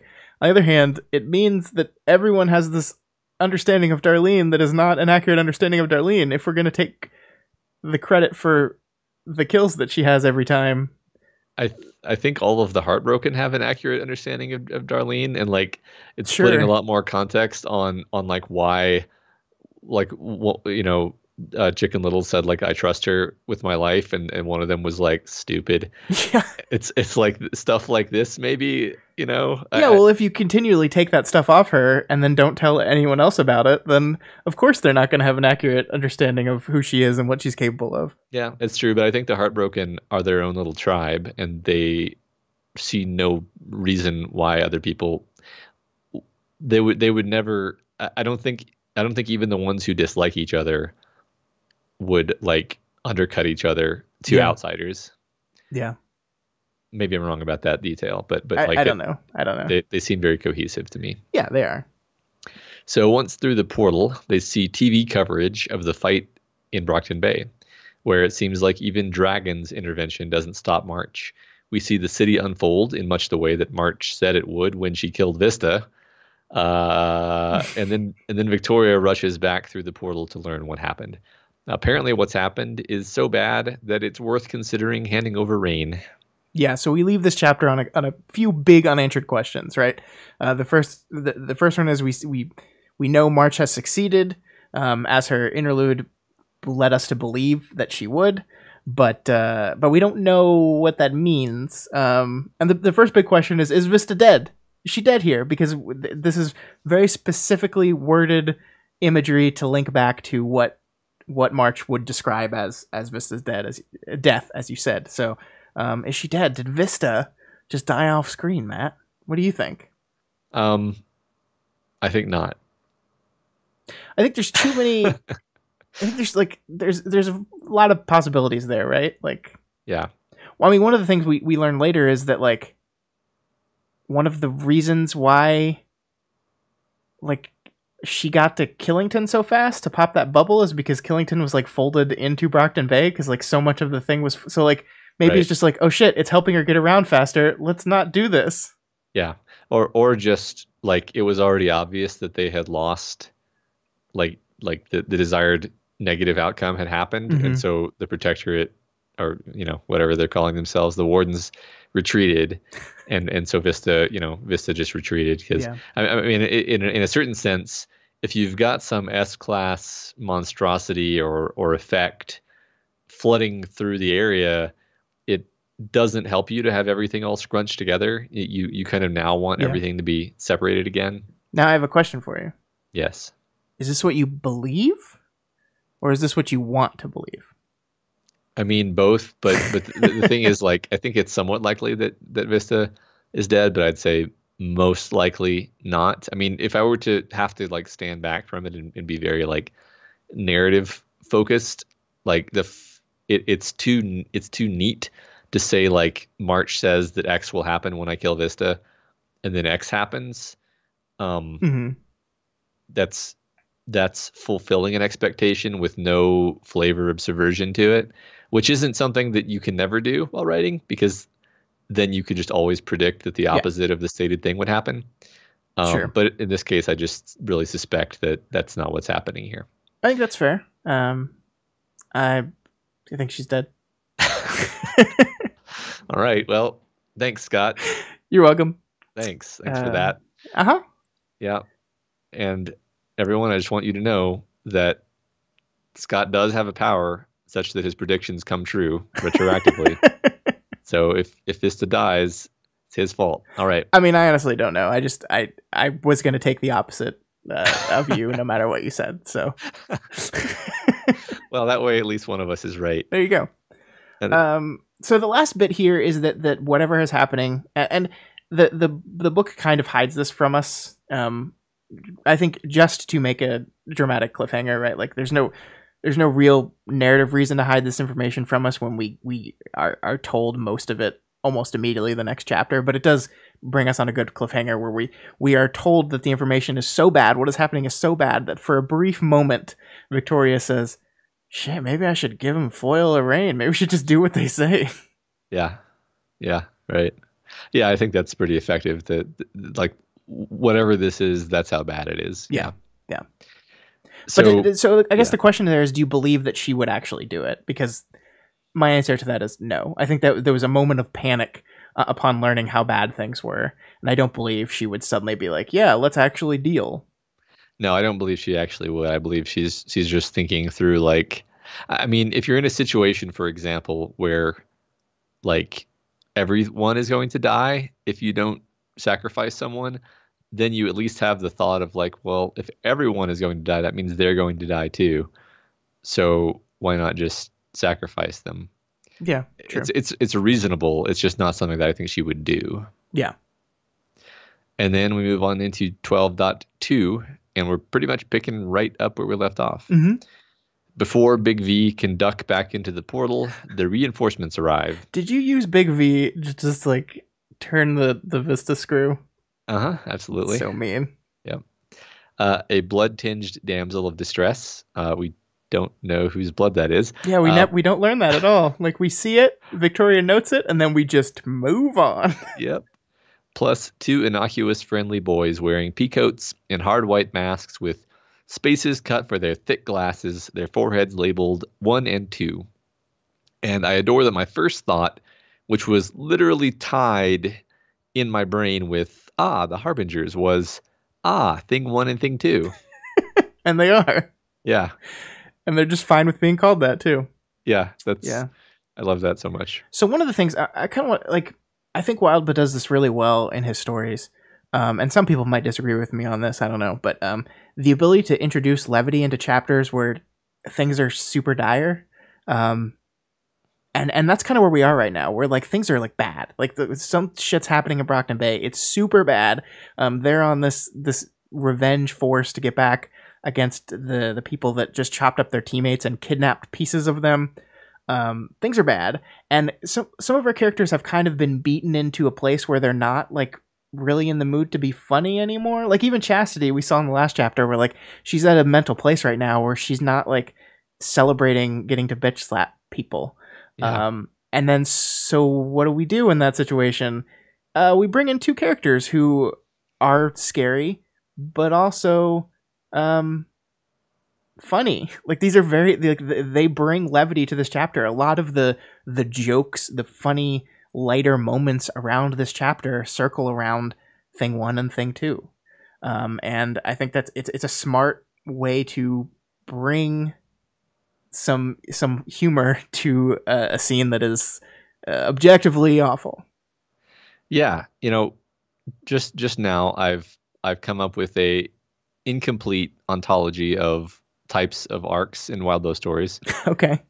There's the roller coaster type of arc where Wildbow lifts you up a little bit with the levity and the humor and the good character moments in order to plummet you downward and make you feel the pain or the fear or the tension or the whatever. And these chapters these arcs are the ones that tend to have that like note of levity and lightness toward the start. And then there's the kind of arcs like arc 30 of Worm, where you're just digging deeper into the fucking hole in the earth and there's just no light. And there's definitely a narrative place for that kind of arc too, where there's just everything is bad. And intense. And I like that there's a place for both of those types of things. I say incomplete because I'm sure there's other ways of characterizing what he's doing, but I think it's interesting that you're absolutely right that he uses this levity to great effect in these stories. But then he knows when levity is creating the opposite of the intended effect, and he doesn't use it there. Yeah, I agree with that. Cool. So the good boys explain that the Brockton Bay situation is getting worse in the sense that the after effects of whatever terrible first thing that happened are now beginning to take root, and it's past the point of catastrophic. They agree with each other. Yeah, we still don't understand what's going on, and that kind of makes sense because, like, why would 2 characters who both know what's going on like stop and explain the thing that's going on? Yeah. To each other? That wouldn't make a lot of sense. So we don't have the reveal in this moment, so we're still holding it on. But the text is working, just like the cliffhanger of the last chapter. The text is working to establish just how bad this thing is. And it really like amps up the dread factor. Mm-hmm. Yeah, absolutely. So Damsel tells Victoria that these are her brothers after a fashion, which I love as just a perfectly damsel thing to say. Not to answer the question, gonna make you puzzle it out, and then you have to work your way through a sequence of horrifying possibilities to do so. Her first thought is that they could be Jacks, before realizing that they're just harbingers. Yeah, when your response is, "Whew, just harbingers," that things are going great. Right. Yeah, I mean, but I love this because I think one of the things we're doing with the Number Boys here is like put this new wrinkle in the ongoing Ashley's saga. I don't think it doesn't pay off in this chapter, and I think it might not for a bit, but we have two sets of twin clones now that are hanging out with each other. And this could be a method to explore characters in a very interesting way. Like the Number Boys, as we see, seem very committed to staying together, right? Like we'll see this drawn out very specifically later in the chapter, but they are a unit. They are a package deal, they call themselves. The Ashleys, on the other hand, are not that way. Ashley Swansong has departed from her sister. She's made different choices. She's become a different person. And we have to remember that the last time like our characters like had a night to just relax, one of the conversations between those two were the fact that Damsel will be leaving soon, that she's tried this thing out. This isn't for her and she's going to leave it. So in the middle of these two characters possibly going their own separate ways, we introduce more clones that are inexorably linked together, that they have decided that they are going to be together. And that's a way to explore those relationships that could be very interesting. Yeah, I love that. That's fantastic. I can't believe that I missed that implication here. I mean, the fact that I guess I did notice, like, okay, now we've got 4 Slaughterhouse-9 clones here. Yeah. And so this gives us a lot of, room to play with these ideas of the differences between them, the different paths that they've taken, the ways in which they're similar and different, both similar and different to their own clone, and then how the two pairs are different. Like the Harbingers are still very much both evil, right? They're looking forward to torture murdering people, basically. Yeah. Yeah, I think that's cool. I do hope that this is explored more, actually. So they turn off the portal behind them, and it says the portal behind us crackled as it shifted. The view distorted, a texture like television static rippling across the periphery. I hadn't even realized it had a proper shape beyond being a rough 3-dimensional blob. It had been a building of some peculiar architecture, it seemed. It's just like a one-paragraph little touch, which reminds you, like, hey, this portal must have been a labyrinth building that then got knocked out of space-time by Scrub. Yeah. It will never stop being funny to me that Scrub ended up being so pivotal to not only Worm's story, but now Ward's story. Yep. Scrub. Yep. We have access to Earth N. That's because of Scrub. We're gonna have to seed him pretty high in March's Madness. Yeah. Scrub. It just gets funnier every time you say it. So we learn a bit more about what happened on Bet, but Wildbow is really drawing out the tension of not like letting us know exactly what it was. She says it was the mayor of Killington, which like we have to assume was in a Greyboy loop, and basically that he instantly triggered into a broken trigger when he was released. Yeah, and that we know March is heading as soon as this thing clears, she's going to head to more of the loops and break more out. And we know that there's one with 3 people trapped in it. We know that, which could presumably make 3 more broken triggers. And they're labeling a Class S problem, right? Not a threat because it's not conscious, but they're labeling it a problem.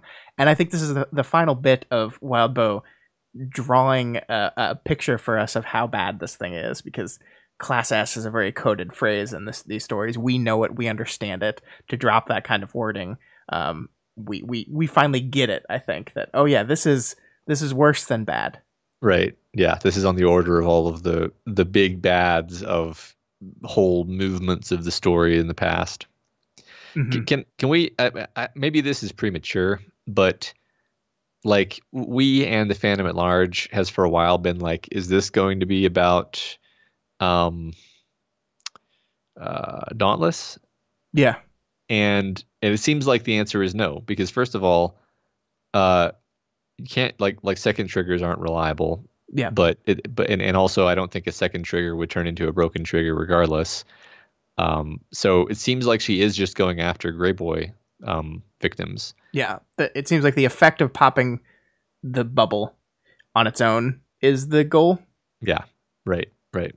So I mean, I just think it's interesting that Yeah. Wildbow has led us to believe it was going to be Dauntless for quite a while, and then it seems now like it's not going to have anything to do with Dauntless. Yeah. So yeah. Well, I mean, Dauntless could be a fun little side effect of this whole thing.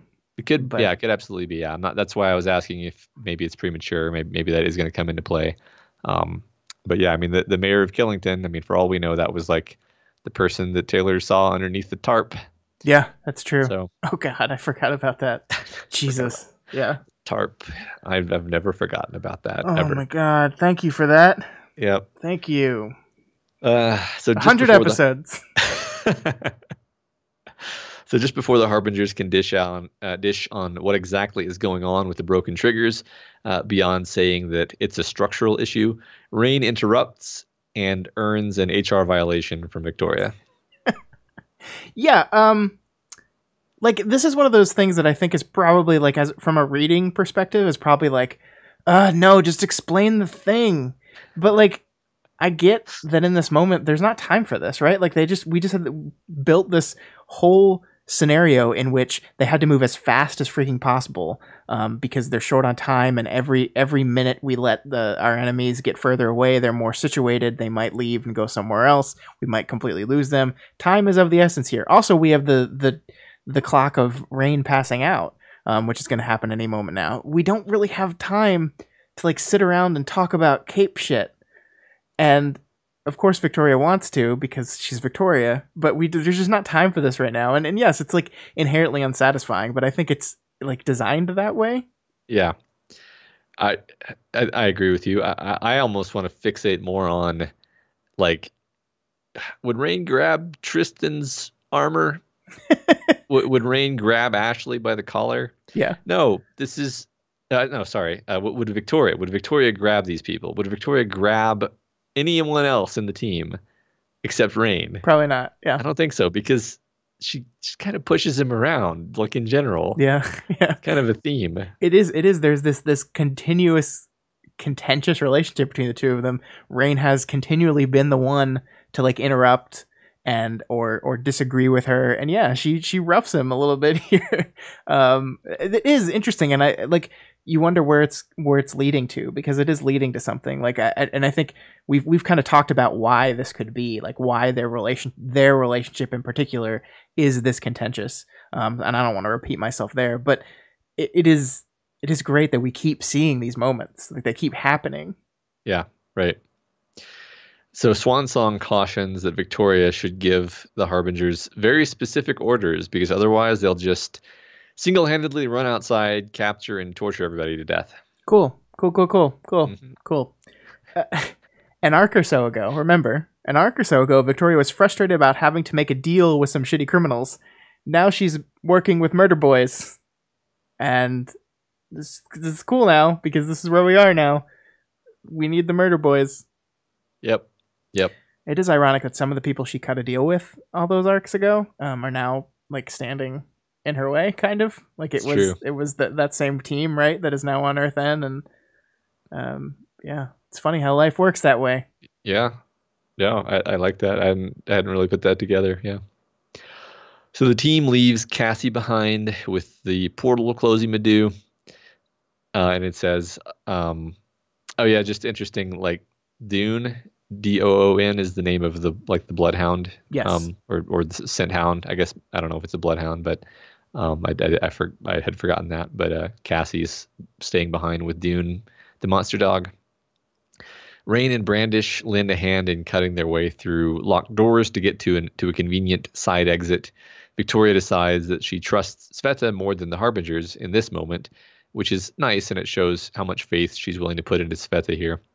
And it also probably says something about how she appreciates the edge. No, sorry, how little she appreciates the edge of having two numbermans at her disposal. Like, man, if you gave me two Harbingers, I'd be using them for everything. Yeah, well, you're fucked up. She just got told that they're basically like a couple of monkey paws running around, or it's like, if you don't phrase this exactly the right way, they're gonna fuck you over. I'd be terrified of using them. I'd be absolutely terrified. Yeah, but in order to harness the power of a monkey's paw. You have to test it. That's like the worst advice ever. Also, hey everyone, run with scissors. Are you saying that I've missed the point of the monkey's paw story? You cook toast in the bath. Because if you don't cook toast in the bath, you won't know what it's like to cook toast in the bath. You have to practice cooking toast in the bath, or you'll never get good at it. The Harbingers are flirting with Chastity now, which is cool. It helps that we have the same DNA. We grew up together, and we enjoy each other's company, the other one clarified. Believe me, growing up together does not mean you get along, Chastity said. I closed my eyes, blanking out my thoughts to avoid connecting that thought to anything relevant. Hashtag family. Do you ever think like Victoria is just so tired? She's Yeah. just like by everything. It's just like, Yeah. I don't want to think about this right now. Please Right. stop. Why does everything have to remind me of things that I don't want them to remind me of? Yeah. I'm so tired. Yeah. I don't know how much to get sidetracked on this because I personally think of blanking out your thoughts to avoid connecting to other things to be a non-functioning coping mechanism. That's the kind of thing where like you can do it, but all you're doing is deferring. Yeah. It doesn't. That's. I'm not saying like, oh, she shouldn't have done that here. I'm not. I'm just merely observing. Like, it's a. I guess it's. I'm almost wondering, and this is a question that maybe different people have different answers to, but like, is it better to have something trigger you and suck you into the dark place, or is it better to just on the brink of that happening, see that it's about to happen and just kind of blank it out with kind of mental white noise, and then you just go on with what you were doing? Yeah, I mean, I think it depends on what that thing you were doing is. Like Attacking a bunch of guys. Yeah, like you're about to try to stop bad guys from succeeding and ending the world. Maybe you don't want to deal with that emotion right now. True. Or like if you're operating heavy machinery or something like that. One of these two types of things. I think one of those. I think in the long term, it is probably healthy to allow that to happen to you and to deal with it. But in the practical everyday life manner, there are times when you just can't deal. You are not literally unable to deal with that stuff at this time. And the best thing you can do is just making sure that it doesn't destroy your entire day. Yeah, that's very fair because we've seen so many instances where she has like become distracted from what's happening at a critical juncture because of her ruminations. And so she's just saying like, nope. We got to fight these guys now. Yeah. Like the whole plan to split up into 3 that she didn't fight hard against. Yeah. It's all your fault, Victoria, for letting other people plan. That's what happens when you let other people lead. I know. This is all her fault. It is. We're just going to both agree on that. And no one's going to have anything to say about it. Then Chastity comes on to the Harbingers, but they inform her that if she's interested in the Harbinger experience, she's got to be down for the full package of all 5 Kurtz Jr. The Harbinger experience is my new band name. Awesome. Yeah. And it's probably something that Chastity is super into, right? 5 of them? Yeah, I like that she makes an amused noise, and it's like, is that an amused noise of interest? Yeah. Sorry, Rain. Your ship has sailed, buddy. Yeah, actually, Rain would be relieved that the ship has sailed. Probably. But he's now got Cassie. It's all over him. It's true. I feel like Chastity is just pulling women aside at every moment and being like, "Hey, that guy's dick is really big. Just FYI." I know we're in like life or death situation, but giant dick. Right. Having this conversation in the midst of dealing with the amputations. Yeah. Yeah. Great.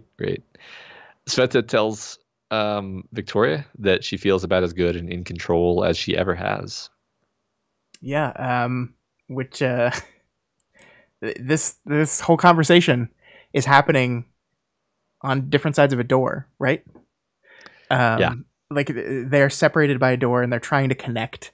Victoria, and she's asking her, do you feel up to this? And she says she thinks she is, but like there's a door between them, and I love that symbol of like something between them as they're having this very important conversation of like, can you handle this? Are you okay with this? Are you doing okay? She can't see her in this moment, and I think that's important. Yeah, I agree. So while Sveta heads outside to take care of the armed men, Chastity continues macking on the boys by way of bragging about how scary murderers don't scare her, which I guess she would know if that approach would work. Yeah, that's a really great technique. It's like first date discussion, you know? Yeah, it's really, I mean, it's advanced. It's advanced. Sveta abruptly calls her outside, and she quickly flies out to help, and she gets a tentacle around the neck for her trouble, which probably wouldn't have killed her, but she does manage to use a timely force field to push it off. Yeah, and she's really casual about this, and I think she's so casual about it because like she's so desperately trying to help Sveta and aid her and make her feel better in any way possible that she just shrugs this off. If it had been anyone else, they could be dead. Yeah, like. That was very close. It was very close, and they're lucky. And yes, it was an isolated incident, as we'll see. But like, if it was an isolated incident on anyone else in this group, it would have been real bad. Is this the second time that Sveta has allowed a tentacle to grab Victoria? I think so. Uh-oh. Just because the rule of three doesn't always mean something bad's going to happen. People are latching onto this and like, something's happened twice. Third beat, everyone dies. That's not necessarily how it happens. I'm worried though.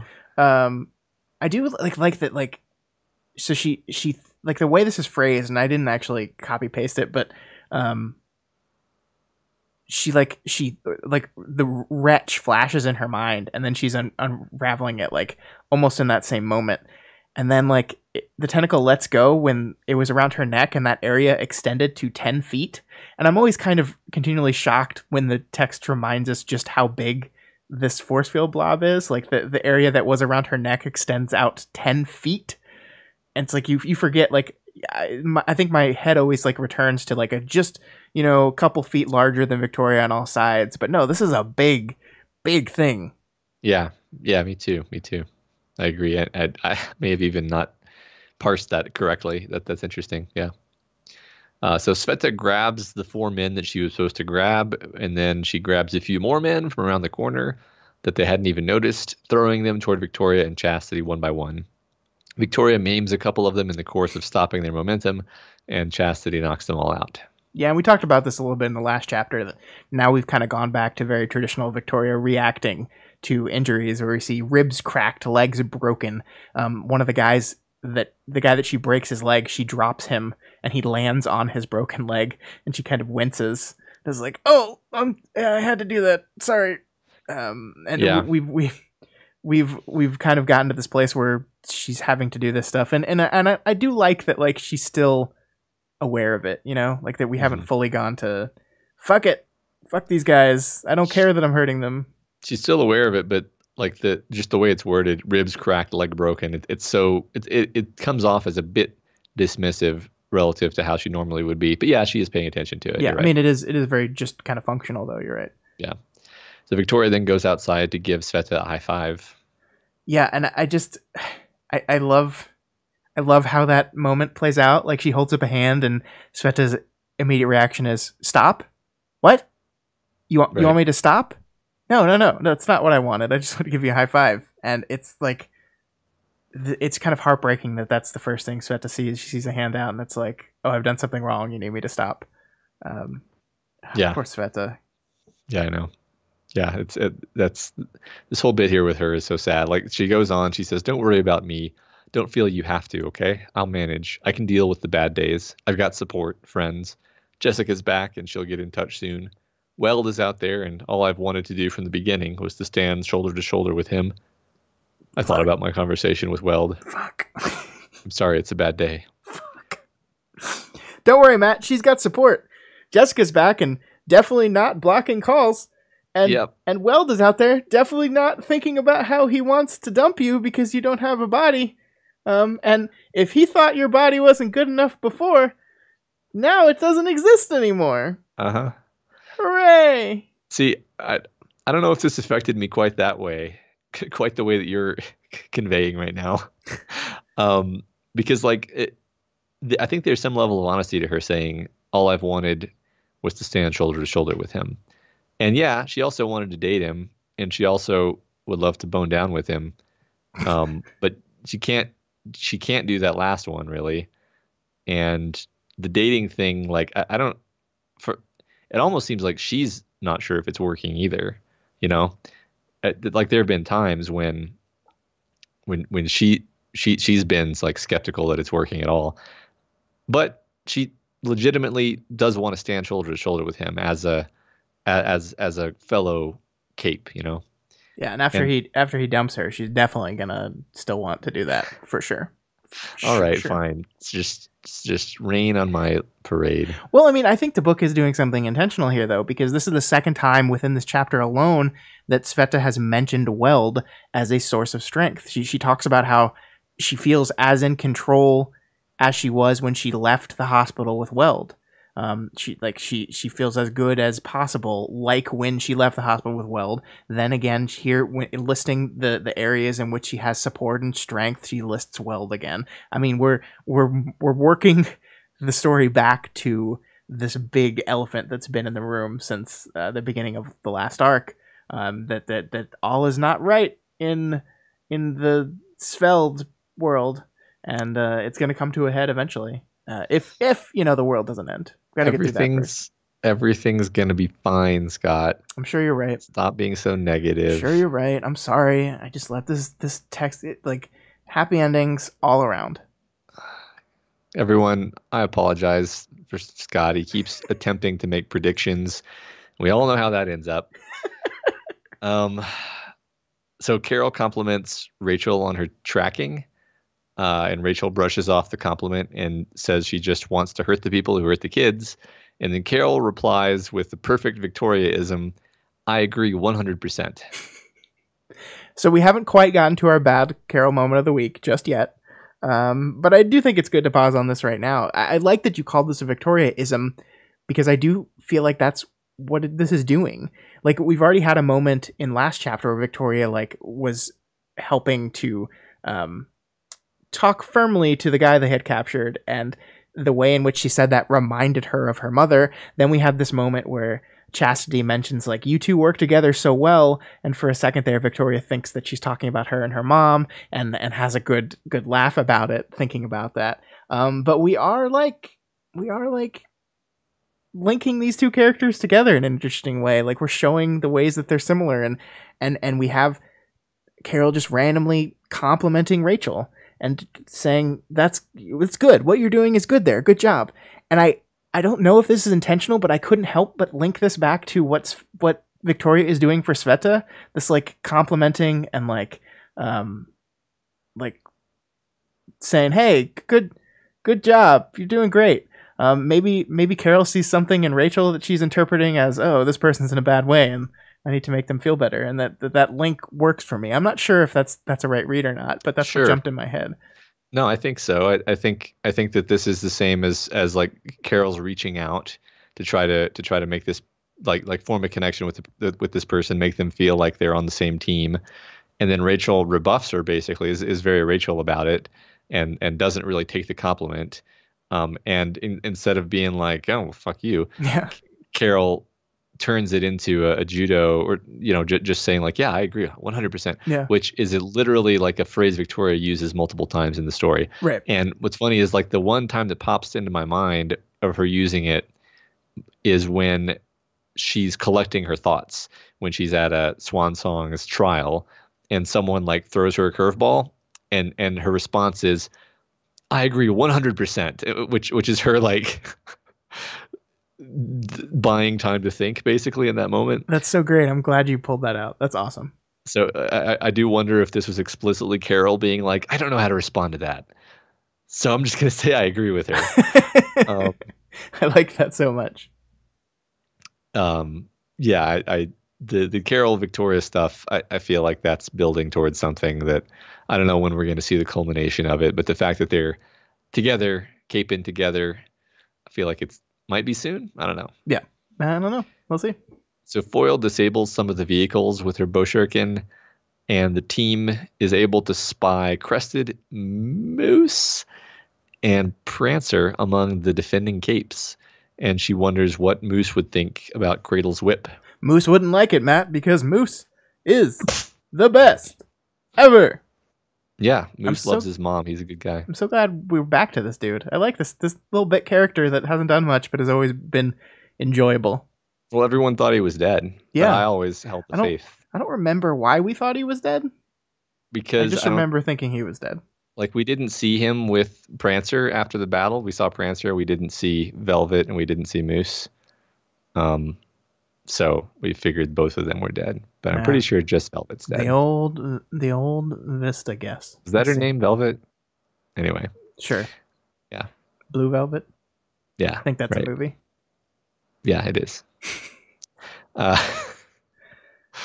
Ashleys start complaining about what a shithole Earth N is.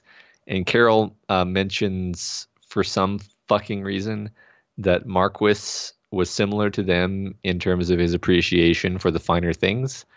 And this then leads to a bitter argument, mainly between Damsel and Carol, where Damsel drags Carol's parenting and overall accomplishments as a human being.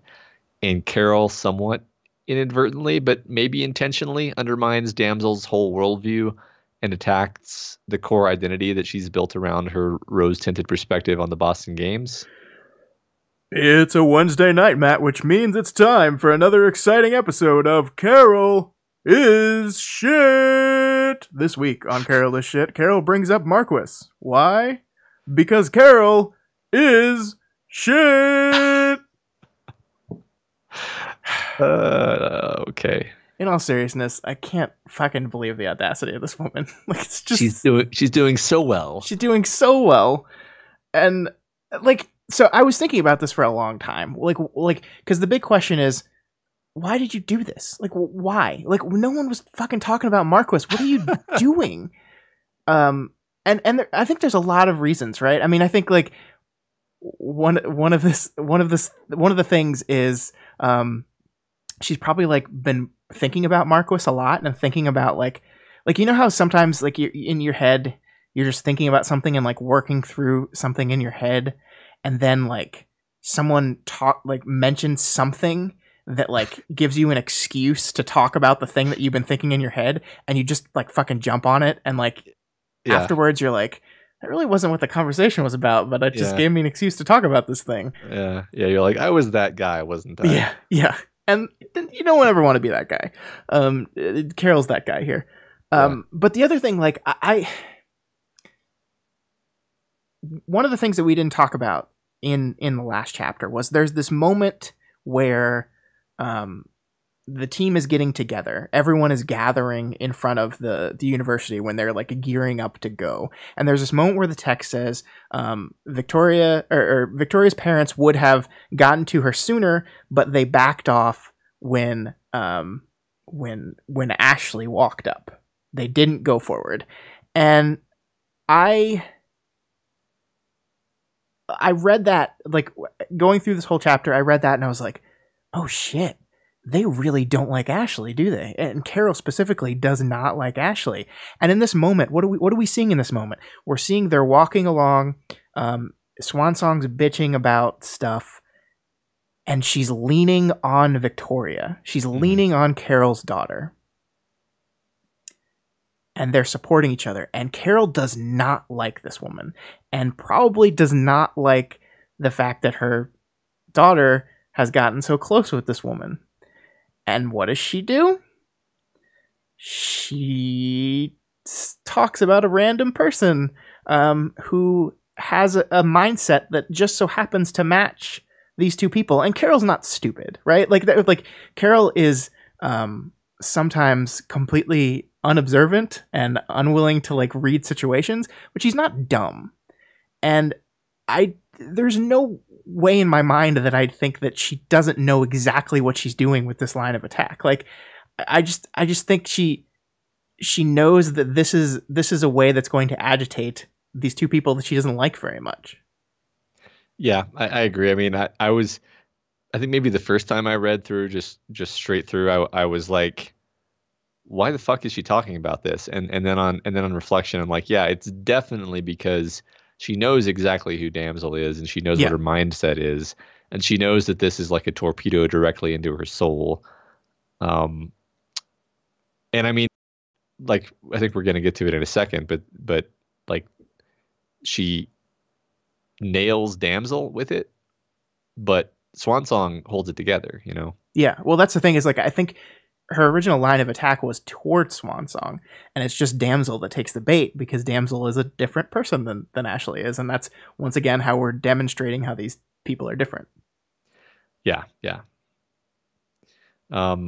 So Damsel says she doesn't recognize Carol here, and like, is that just a lie to make her feel bad again on top of what Rachel said, or because we know Swansong does, because she is clearly able to like almost relive the Boston Games. Yeah. And you would recognize like not only the costume but also the power.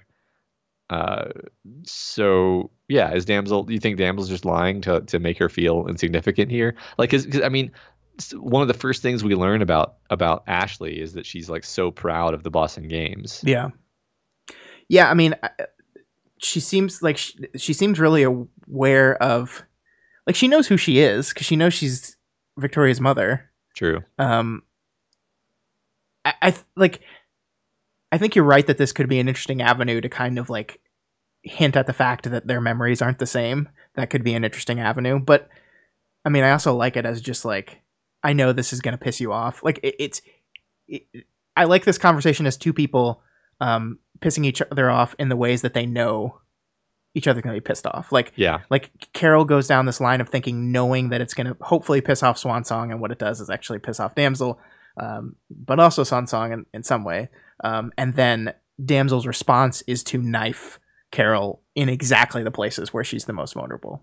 And yeah, so saying, I don't even know who you are, seems to be a really effective way of doing that. Yeah, true. Yeah, so as we said, Swansong is actually the one who stands up for Victoria, and she tries to call off Damsel, which is an awesome moment for our Ashley. Yeah. But then it's Carol who won't let it go, which you're just like, Jesus Christ. Yeah. And it like, it keeps going into like increasingly personal and uncomfortable territory where Carol begins to reveal more about herself than she's revealing about Marquis at a certain point. And Victoria is aware that Ashley, our Ashley Swansong, is really angry, but she's held herself back this whole time for the sake of her friend. Like, why else, right? Right. Which, like, I'm gonna cry. Like, that's so awesome. And so Scott, Victoria thinks, is that you being upset at Marquis being slandered, just as Damsel is? Is it in my defense, both, or neither? So what do we think about this? All of the above. I think she is kind of annoyed. Like, one of the things that I think we've seen between Ashley and Damsel, Swansong and Damsel, is that their view has shifted on this Marquis-like powerful leadership. But I do think Swansong retains some of that. So I think it's partially that. I do think it's partially like she really doesn't like Carol and she really likes Victoria, and it really annoys her that this is going on. Mm-hmm. So, I mean, I think it's a little bit of each of those, but there's this moment where, as she walks away, she says, she asks her, "Do I want to ask?" And Swansong's response is, "Probably not." Yeah. But she gave my arm a pat, flinched as her broken arm crackled, and leaned away, walking on her own. So she like gives her a little pat on her arm. That's like, it's okay. Like, don't worry.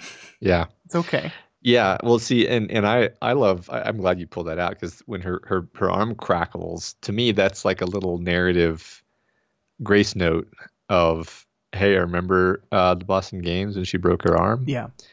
And that is the raw wound that this is opening up for her right now. Yeah. I mean, not only reminding her that she lost her arms entirely due to her, her choices, if you will. But also when she specifically broke her arm, her arm is broken again, like reflecting her breaking her arm after she defeated the giant monster thing.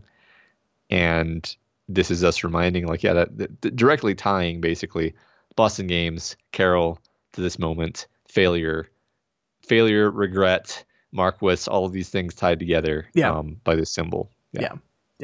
And I think she probably on some level knows what Carol was doing.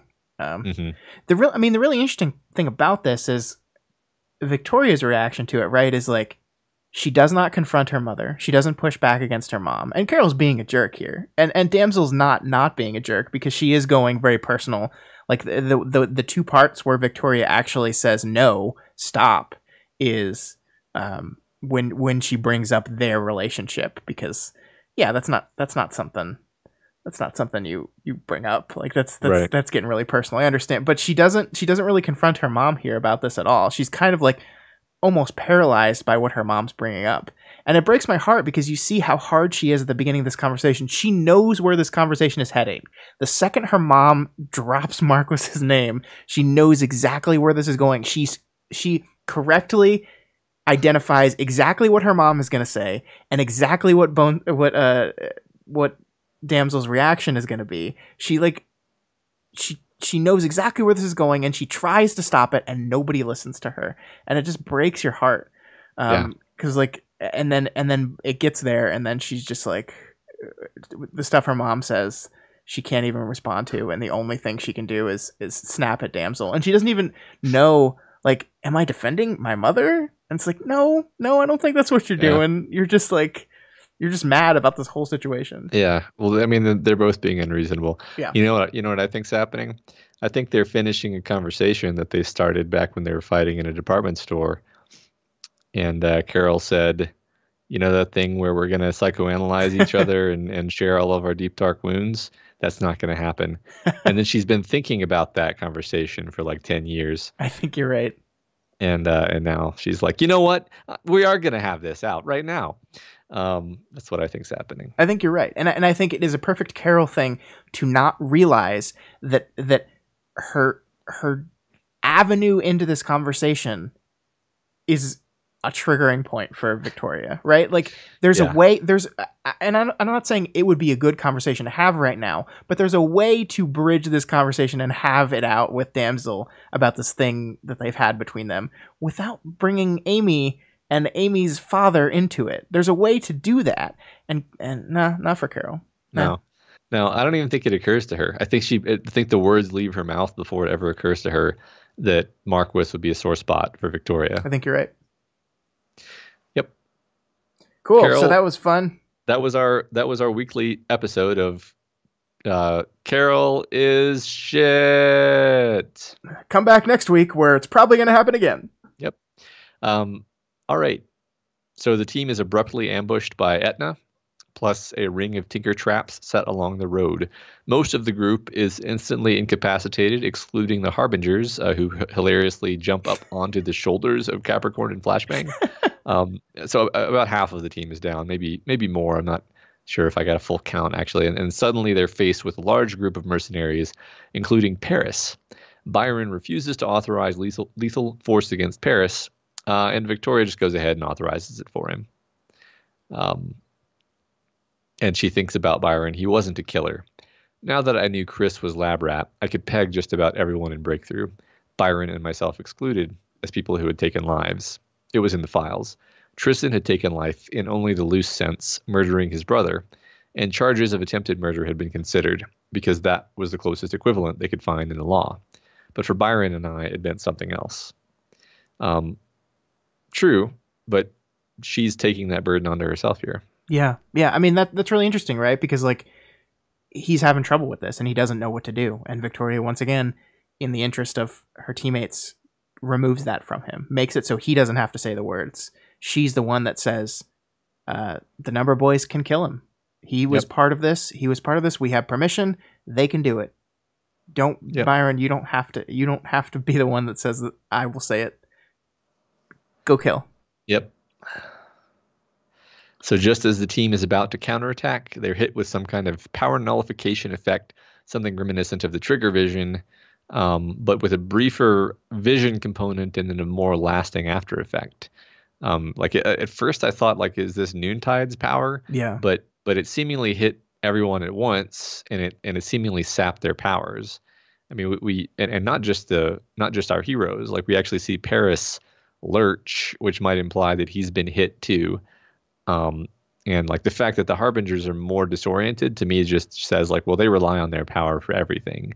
So I can imagine Paris like recovering faster. Yeah. Yeah. Victoria, go ahead. I don't see this as it only affected our team, right? I think this is a group. I think this is a wide affecting thing that affected Paris too, and he's just able to reach out a little bit quicker. Right, because Victoria thinks this feels like thunder of a distant lightning strike or something like that, and so I mean my thought after that line is like, okay, this is like a secondary consequence of March's attack somehow.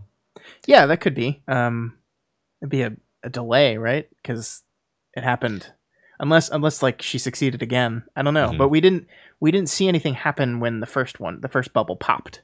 Rather, like nothing happened to any of our characters. Yeah, I mean, my feeling is that March's goal is bigger than just like, I'm gonna create a bunch of broken triggers. Like they bring up the idea, the term structure.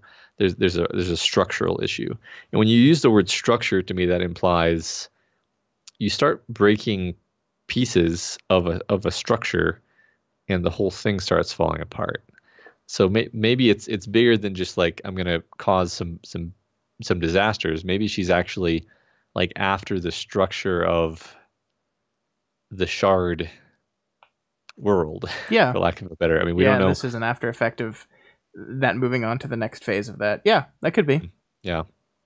So that's it for the chapter. Sometimes I wonder if there's a time and place to reflect back on things that have been in the story, but we haven't seen any indication of them in a while. Sure. And to just ask ourselves, what up with that? What up with that? So, like, for example, Interlude 8.y, Teacher collected his second goat-themed cape, and also Valefor, and also hinted that he wasn't worried that they'd been noticed by Kinsey, and then nothing ever really came of this. So, so what's up? Where's Scapegoat? What's Teacher up to? Where does he fit in all this? Don't know.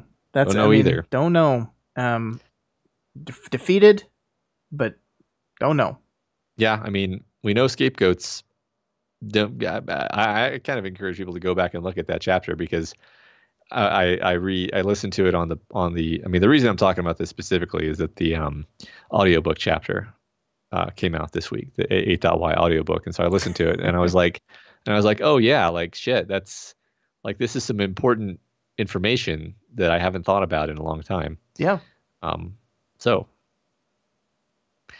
name game. Flashbang is what I want to talk about. All right. Because I was thinking, like, this is the name that you would choose if you were trying to put a heroic, non-lethal, safe face on a guy who basically just makes grenades and bombs. It's pretty much all I had to say. Yeah, no, I think that's a good it's a good point. Like, it's, how else do you describe his power in a way that's not like explosion death? Yeah. Concussion. Yeah. Right. All right. Time for us to move on to the community spotlight, where we read the answers to last week's discussion question. And the question last week was, what is your favorite Wildbow structural technique? So first from Duke Archon, they mentioned that thing where basically, I don't actually know. Scion. Where Scion, what is this? When the entities were thinking in terms of the arc titles, so the arc titles paid off in that chapter. Okay, yeah. So yeah, in Scion's interlude, when he keeps using all the arc titles. Yeah. Yes, gotcha. And they were Duck Archon, not Duke Archon, Matt. Oh my God. Okay, I completely screwed that up. Next up, we have Calinero, who mentioned stuff from Pact and Twig that I'm assuming Matt agrees with, but can't see. But their non-spoilered answer is the concept of interludes themselves, which is an answer that quite a few people took, actually. Calinero says, it does so many things at once. It gives us a chance to explore more of the world building, which is almost always satisfying. It appeals to fan servicey desire to get more of our fan favorite characters, but in a good way that actually isn't overindulgent. It gives us a way to see important pieces of action that our point of view character doesn't really have a reason to be present for. And the example is the Fallen arc of Ward without getting to see things unfold from Rain's perspective during his interludes. You'd either be missing a ton of context or Rain would have to provide a lot of exposition. It provides a ton of depth to supporting characters. And finally, it gives us a reminder that Wildbow is very good at writing different points of view, including non-human ones. Seeing different voices in the story reminds us not to accept the primary point of view as a bland default. We can see by contrast how they are providing their own baggage and insight. It's a really good answer. Yeah, it was remarkably well written, actually. Yeah. I love that. I really like it. I mean, one of the things I like about the interludes in general is just like they seem like I love the story as a whole, but interludes specifically seem like a contained way to experiment with writing. Like we talked about the Brutus interludes so much. They do different structural things. I think someone else mentions the Eclipse arc and how the structure of that paid off. There are fun things like in the March interlude, it started with everything matters and ends with March saying nothing matters. Just like they're always like contained mini stories that have this fun structural build up and payoff just within them on their own, and it's always fun to read them. Yeah, I agree. Yeah, that's one of my favorite parts of the Wildbow method as well. Kieferu takes a meta approach, discussing how Wildbow leans into the online web serialness. In Worm, the Imp epilogue not having a hyperlink being the only non-spoilery for Wildbow works I can point out. It's easy to just post a story in slices as it's written, but it takes a little extra thought to use the medium in a way that enhances the work. It ain't something where if you miss it, you lose something, but noticing it can bring that aha. And it's the little details that separate good from great. Yeah, I like that. Yeah, and another thing is like the tags. Yeah. In Worm, where you'd learn who was actually who. Yeah, that was a fun little thing that has not carried over to Ward. I think just for practicality, because that probably takes a long time to do. Yeah. Plus, it probably would have been a little bit of a giveaway if like every chapter said lab rat. Well, they would have just not done it. Yeah, but then what's the point? Would have just been Chris. But then what's the point? Zythus also wants to talk about the interludes, but specifically the interlude arcs, the arc-long interludes, Migration and Eclipse, especially the way their titles fit perfectly with the title themes as a whole and within their own self-contained stories. The interlude arcs also manage to connect with the main story in such a consistent way as well. Extra bonus points to Eclipse's chiastic structure, which is what we were talking about before. Which is great. Right, and those are fun, and those are both single POV ones. That there's also Sentinel, which rotates around all of the Brockton Bay wards. That's another fun one. Right? I loved Sentinel. I really enjoyed that arc. Yeah. Hero of Old Iron wants to talk about the interludes as well. They go into specifics on structural things. They love the interludes across Wildbow's 4 works, but we're going to focus on what they said for Ward specifically. The most structurally interesting chapters by far are the breakthrough interludes. Each of these sets of chapters has a structure that mirrors their protagonist's perspective and the quirks of their power. Rain's interludes all focus on his relationship with one of his clustermates and they are tonally shifted toward the emotional power of that clustermate.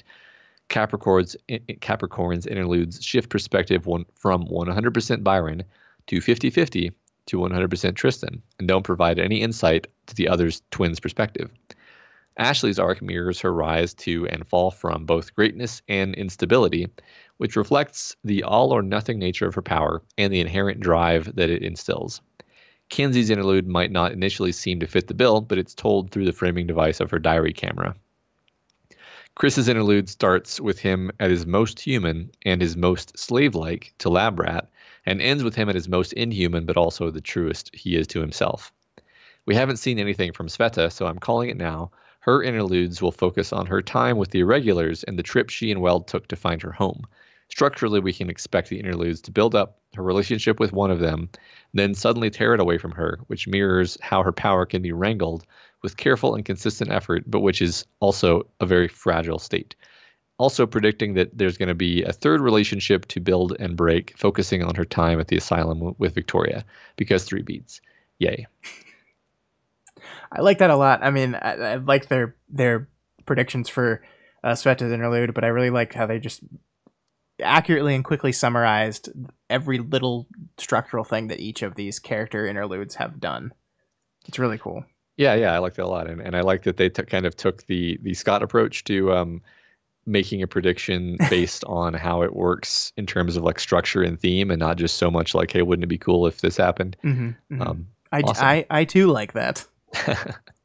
Sarah Penguin chooses to focus more on Wildbow's like arc-wide story structure, and they mention the general frame of the story, starting, how each arc starts with specific character beats and character moments, and then intersects with action that is fun, but also like gives a reader like a time to process those character beats, and then it kind of slows things down again at the end with more character interaction, more character development, the general kind of flow of action through the arcs themselves, and they really appreciate that. And that's something we've talked about, many times throughout these 100 episodes, is the structure of arcs and how the action rises and falls and mixes those character moments in there. Yeah, absolutely. Yeah, that's one of my favorite things to think about, actually. Master of Vilheim wants to talk about Wildbow's use of very, very subtle foreshadowing that is basically impossible to predict, and offers 2 examples. Number 1, Bitch's behavior in Worm. I can pretty much guarantee that every first-time reader really did not like Bitch at first. She comes across as mean, vindictive, violent, and a general psycho. The readers are quickly faced with the idea that she's killed people before. Then we get the Brutus interlude, where we get clued in for the first time as to what might be going on with Bitch. And then Lisa reveals to Taylor the nature of Bitch's psyche, and wham, all of a sudden, a reader is reeling with the reframing of Rachel's behavior. And upon reread, everything makes sense. Number 2, Kenzie smiling at odd places after being put down by Chris. For me personally, I thought this was maybe a minor quirk, Kenzie being lighthearted or quick to turn a negative into a positive or whatever. Then there was that reveal, and I'm rereading Ward. I find myself tearing up practically every time Kenzie smiles, because fuck.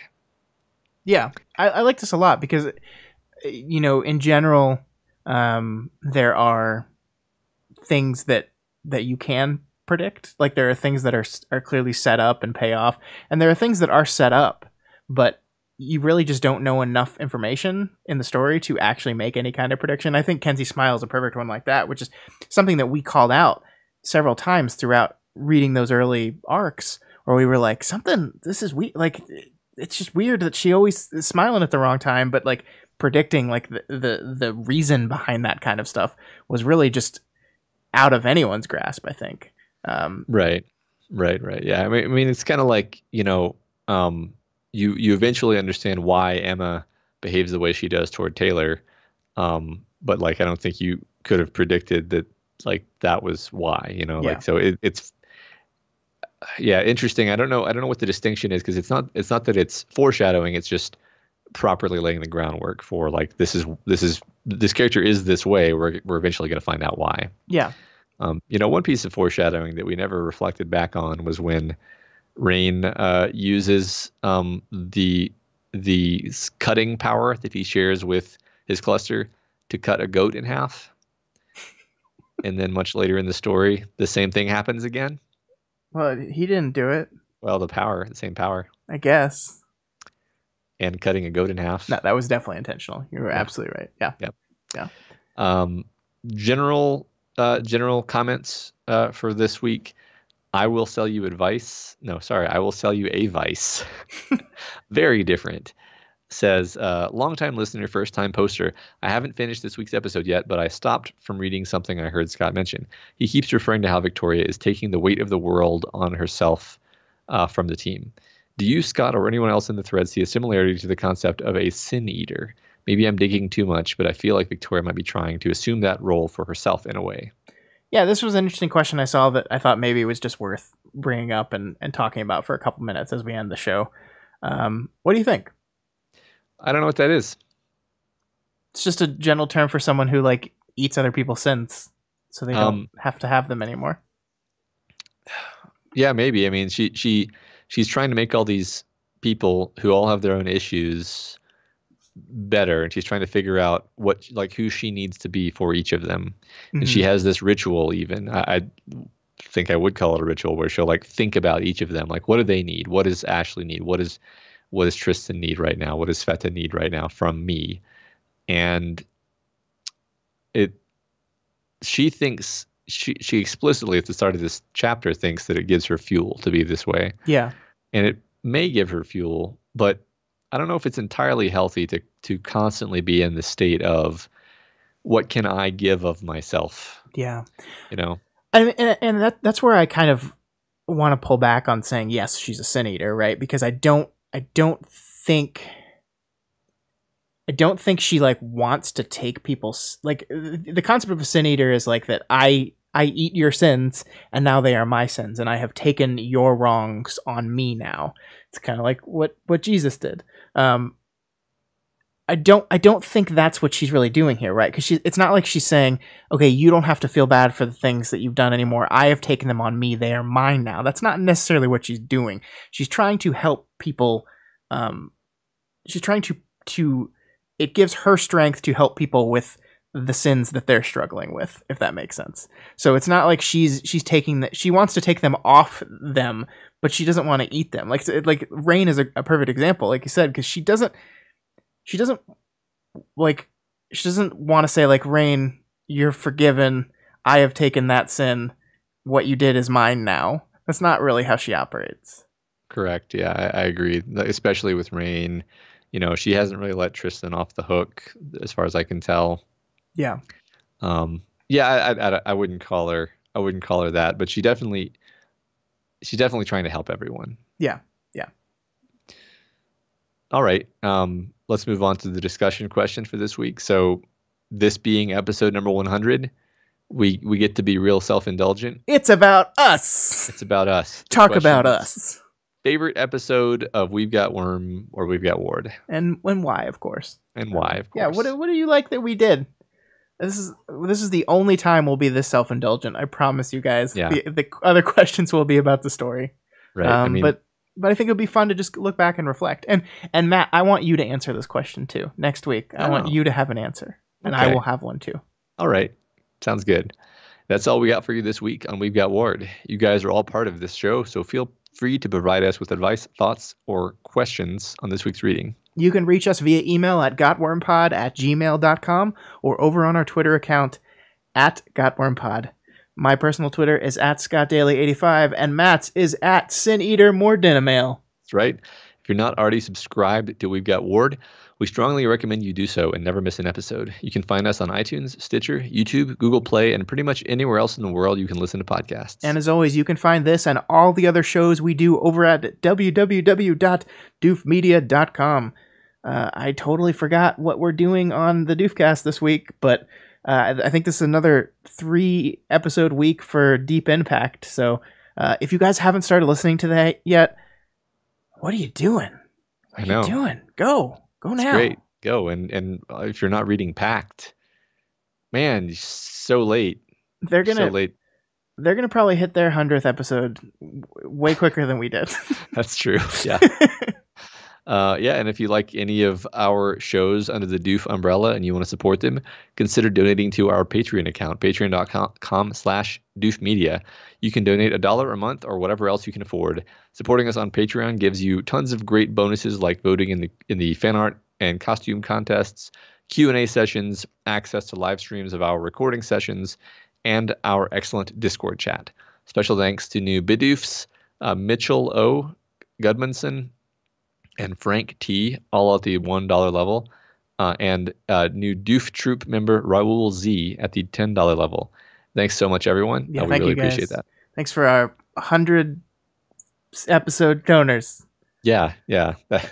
And thanks to all you guys who have donated across this whole thing. There's no way we would have gotten to 100 episodes if it wasn't for your help. Yeah. I wonder if there's anyone that we've just skipped over. If so, you can let us know. We'll get you. Yeah, if you've never heard us say your name, say your name. I don't think we have skipped over anyone, but if we have, it's certainly a mistake. We're usually pretty good at that. Yeah. Yeah. So as always, make sure you go over to Wildbow's Patreon, patreon.com/wildbow, and donate to him as well, because this is his world. We're just playing in it. For 100 times. Yeah. 100 playings. And if you cannot afford to donate right now, that's absolutely okay. You can instead help us out by heading on over to Apple Podcasts and leaving us a rating and a review. This week's review comes from Colin the Defiant, who gives us 5 stars and says, engaging and brilliant analysis that enhances the Wildbow experience. With this podcast, Scott and Matt have not merely entertained and enthralled me through hundreds of hours of incisive and witty analysis, they have permanently impacted my understanding of literature like the English class I never had. I never know if the next episode will make me feel dumb for missing obvious things or blow my mind with brilliant insight, but I enjoy every second of it. This is an unmissable companion material that further enhances the already incredible experience of the Parahumans. Matt, I love this. Wow, that's so nice. Yeah, and I love this. Thank you so much.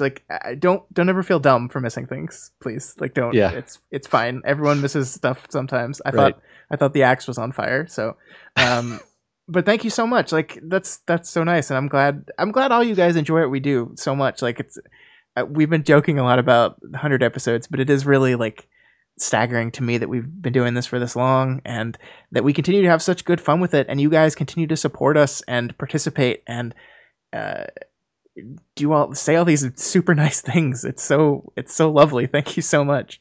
Yeah, we really appreciate it. People are always saying to me that they feel dumb for missing things, and I'm like, no. If you looked at this with as much attention and read it as many times as we do, you would see these things.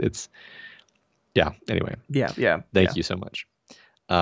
That's it for this week. Next week we'll be back with more of Arc 12 Heavens.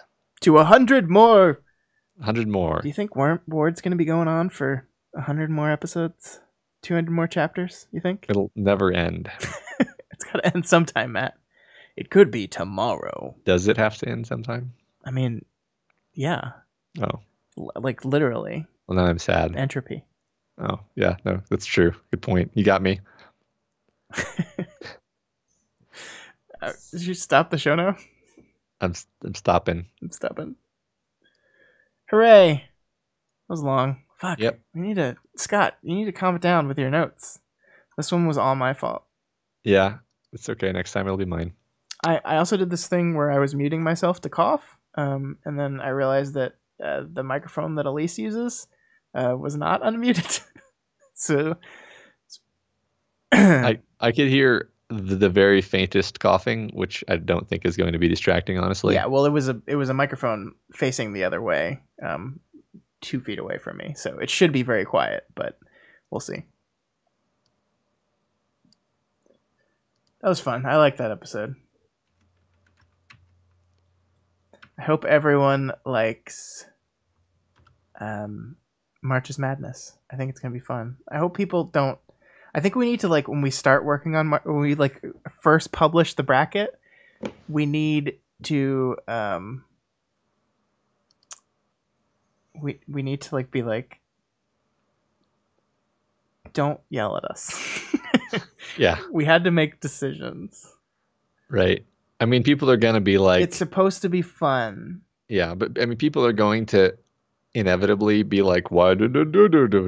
Yeah. And then we just be like, yep, good point. I agree 100%. I mean, we have to remember that the seeding is not based on our personal feelings. The seeding is based on most likely to win, right? So the number 1 seeds are the ones that are most likely to make it to the final 4, right? That's the point of seeding. So if I put someone as a number 1 seed, it doesn't mean that they're my favorite character. It just means that I think, and we think collectively, that they are one of the more popular characters in the story. I think that's fair. That's how that works. So please don't yell at us. That's what's gonna go when we release the bracket. Is that speech right there? Sounds good.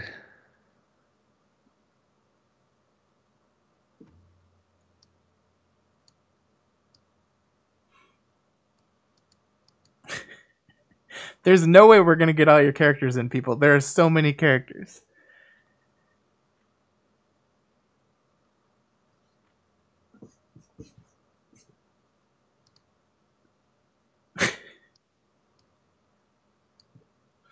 I'm not taking any blame for anything. I refuse.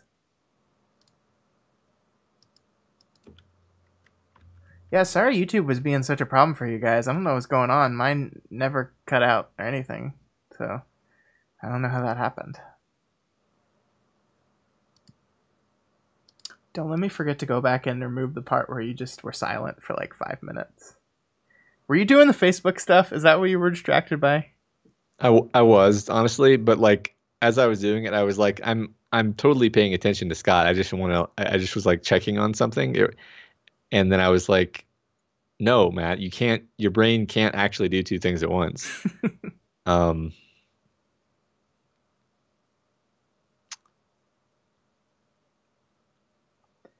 Yeah, I mean, seating by appearance numbers. I mean, the problem with that is that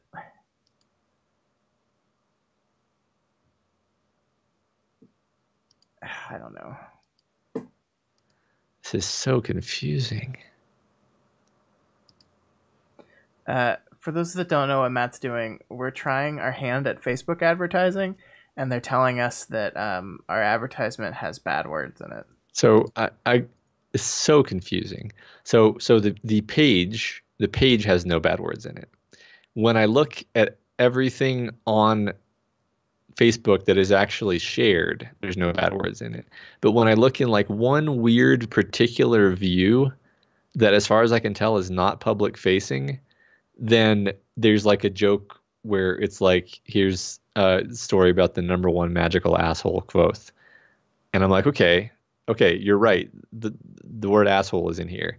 But I can't delete that. There's no way of deleting that from this because it doesn't show up on any screen where it lets me edit. Huh. I've even tried deleting it and then reposting it, and the magical asshole thing shows up again. Huh. Yeah. That's interesting. And I mean, what's weird is I just happened to pick Name of the Wind to be the one to test it on, and I'm pretty sure this wouldn't happen with anything else, because I don't think we usually put a ton of swears in our posts. But yeah, I didn't even realize I did it in that.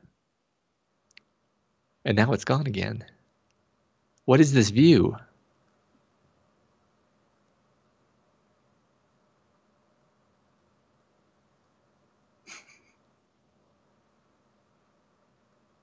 That's really weird.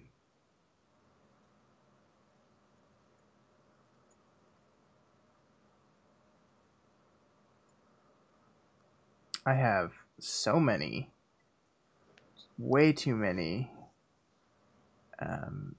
things open in Audition right now. Yeah. I have 3 weeks of podcasting that I've never closed Audition for. That's not good.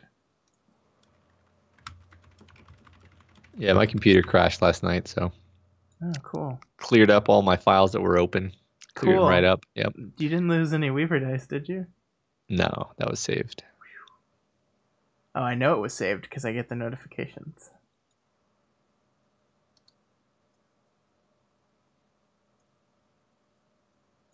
Yeah, we're gonna try to do like in honor of March Madness. We're gonna try to do March's Madness.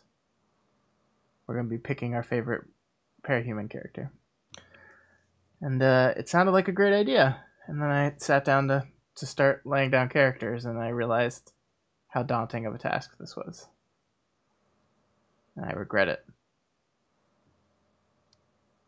I regret it already.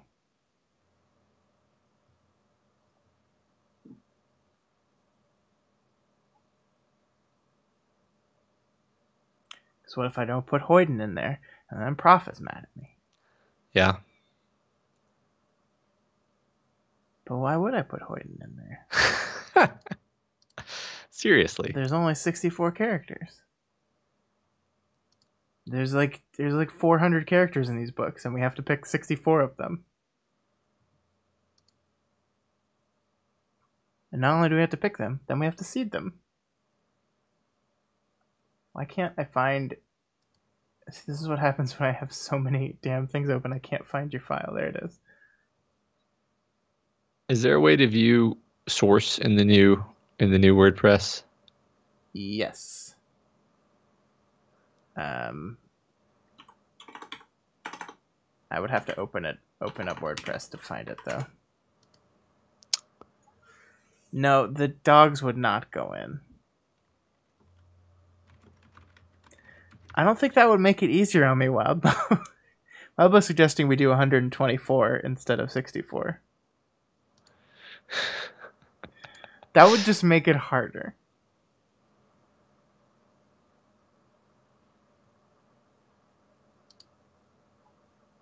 Oh.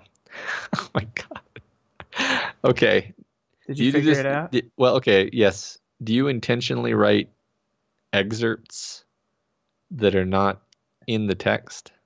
I usually just copy paste the text, but I might have not done for that one. Is it in the excerpt? It's in. I just randomly clicked on excerpt, and yeah, it says it's number one magical asshole. Oops. But I mean, it's not an oops. Now I learned something. It's just so baffling that they would do it that. Whatever. Number one magical a-hole. You know, it has a specific thing where it filters out even the most innocuous replacement swear words, which is why I thought because doofus is not permitted specifically.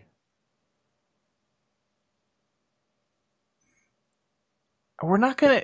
We have 64 slots. We're not including a dog. I'm sorry. I'm sorry. Brutus is not gonna be one of the 64. I have to draw the line somewhere. I'm trying to figure out if Endbringer should be included. I don't know. Do you think so, Matt? I don't know. No. Maybe we should do just worm characters.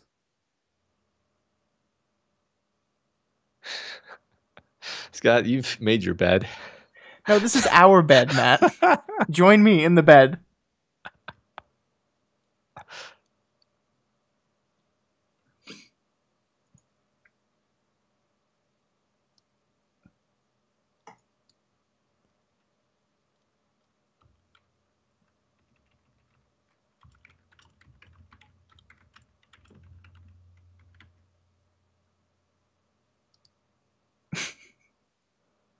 Fine, I won't include Scion. He's not a choice. There you go. Hope you're happy. No Scion. Removed.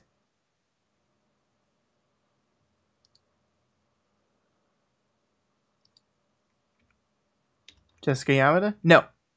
Out. We can have, like, the actual tournament has, like, play-in rounds where, like, the last two slots, 4 teams play against each other to fit in the last 2 slots. So we could add, like, 2 more and have them do a play-in round.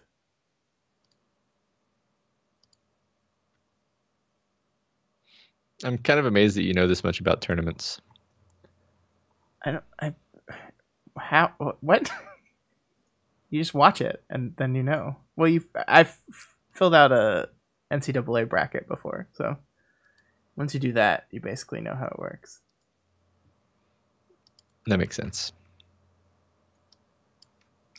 I hope that people who follow us on Facebook don't get annoyed with this, but hopefully this is the only day that I have to be this way. Oh, no. Don't do that. God damn it. No. Jackass. You okay? You okay? Nothing is okay.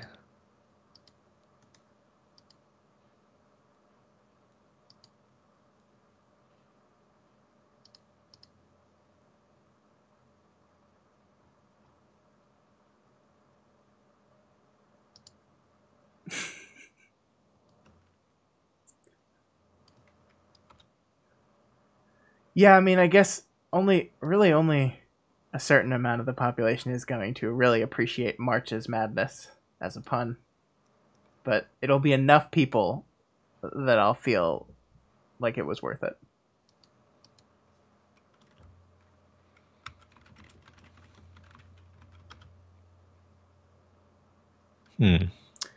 Good night, Prof. Thanks for hanging out. Yeah. Good night. 1. Hey everybody, welcome to We've Got Ward, a Doof Media podcast series where we expertly dissect and discuss Ward, Wildbow's return And I'm to the Scott world Daly, of aka parademons. My Thing name is 2. Matt Freeman, also known as Thing deal. 1. This is the weekly podcast where Matt 2. We're a package deal. This is the weekly podcast. You don't like March's Madness? That's upsetting. It's brilliant. And I will not hear anything to the contrary. It's about to be March. It's perfect.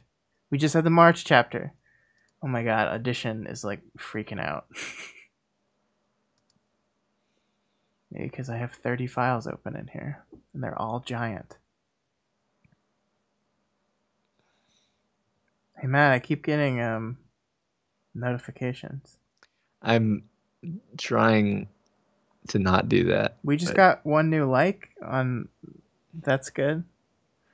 Yeah, but that's from... Yeah. Oh, Audition has encountered an error. My name is Matt. We recommend you save your work and restart. Oh dear. Cool. Please don't. Wow, I still have your last week's episode voices up here.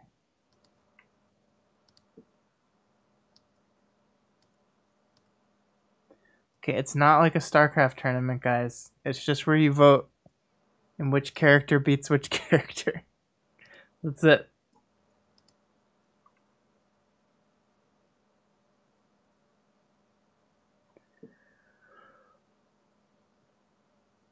See you later.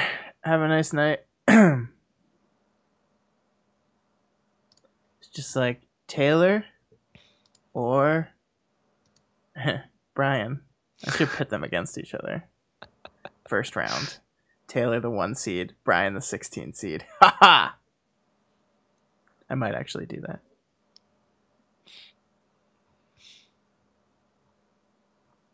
You lose again, Brian. The oil rig has to be a character. No, that doesn't make any sense. You can already tell how helpful I'm going to be. Yeah, I need you to sit down and just start pulling characters and slotting them into my pick list. Yeah. It's probably doable. All right. Edit post.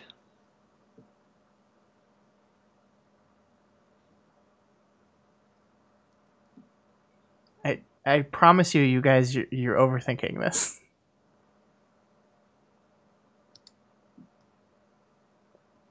You just vote on the character you like better.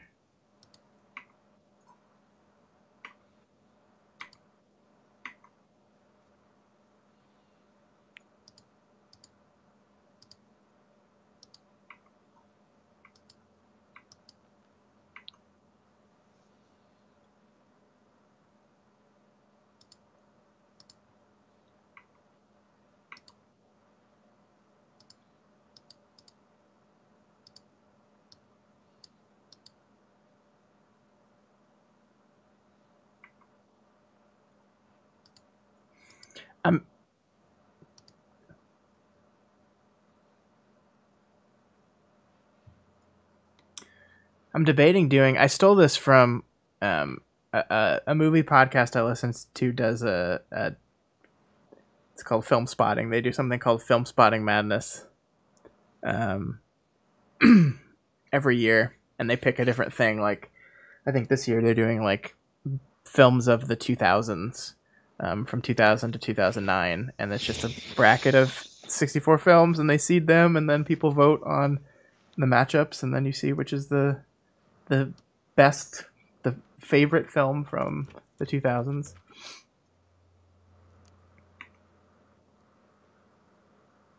It's just like that, but with characters. And you're all going to have to explain why Taylor doesn't win. I'm not going to have to do that. It's not me voting on these. It's you.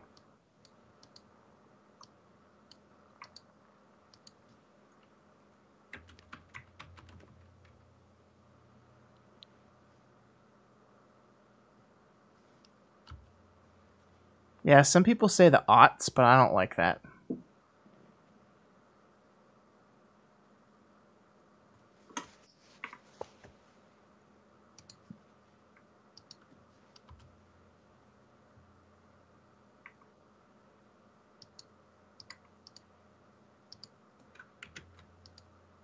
No, nobody actually likes calling them the naughties.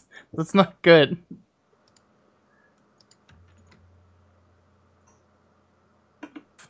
Four, three, two, one. Hey, everybody. Also known as Thing One. And I'm Scott Daly, aka Thing 2. We're a package deal. He hates Brockton Bay. Yep. Matt, what did you think of these two chapters? These were great. These were fun, exciting, intense. Pretty soon, we're going to get to say things like the 20s again.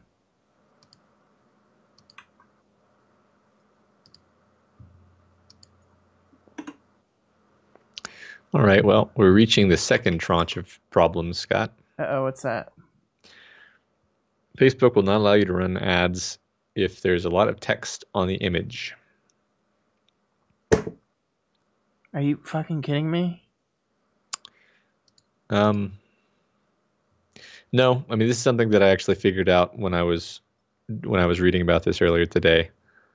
What is a lot of text on the image? It says book club. Well, basically, it's a matter of how much of the image spatially is taken up with text.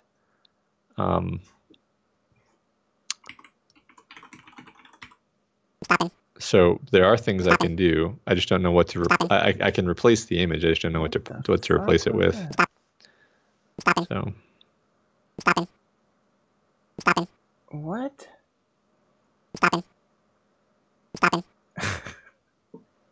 Audition is having a panic attack right now. Oh no.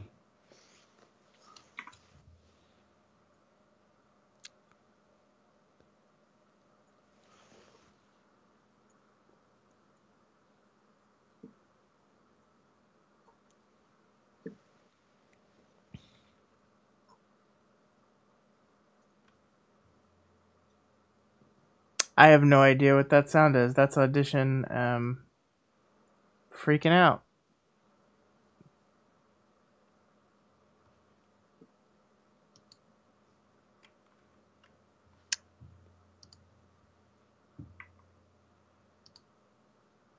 No, don't. Yes. Oh my god. I just want to.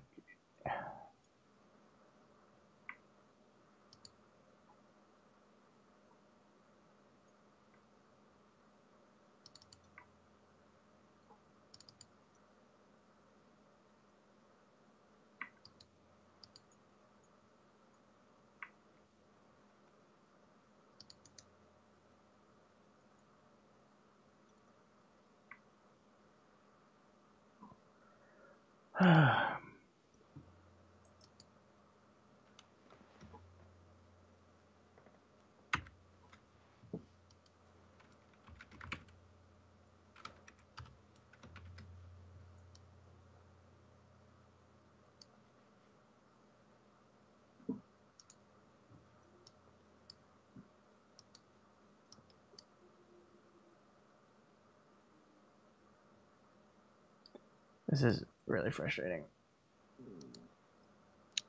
Is Audition just dying? Yeah.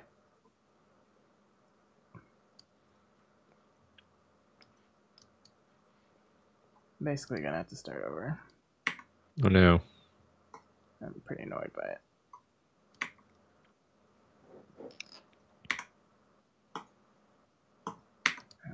How many times I have to frickin' click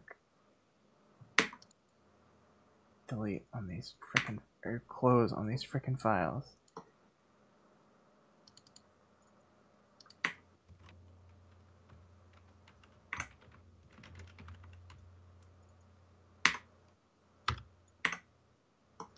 No, I already saved it. Why are you telling me that I need to save it again? It's saved.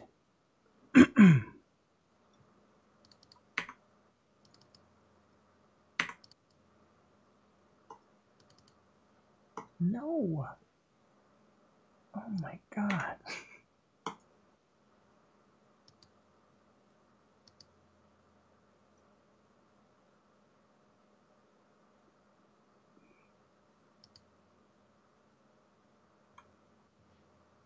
What?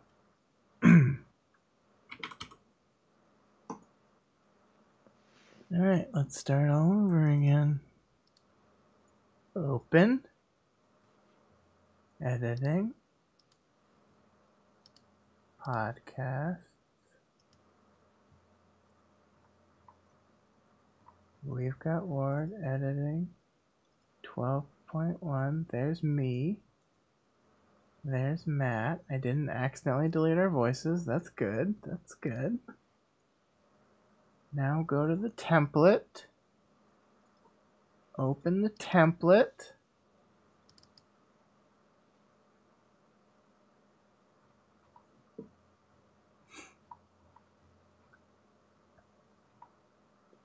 Alright, here's the template.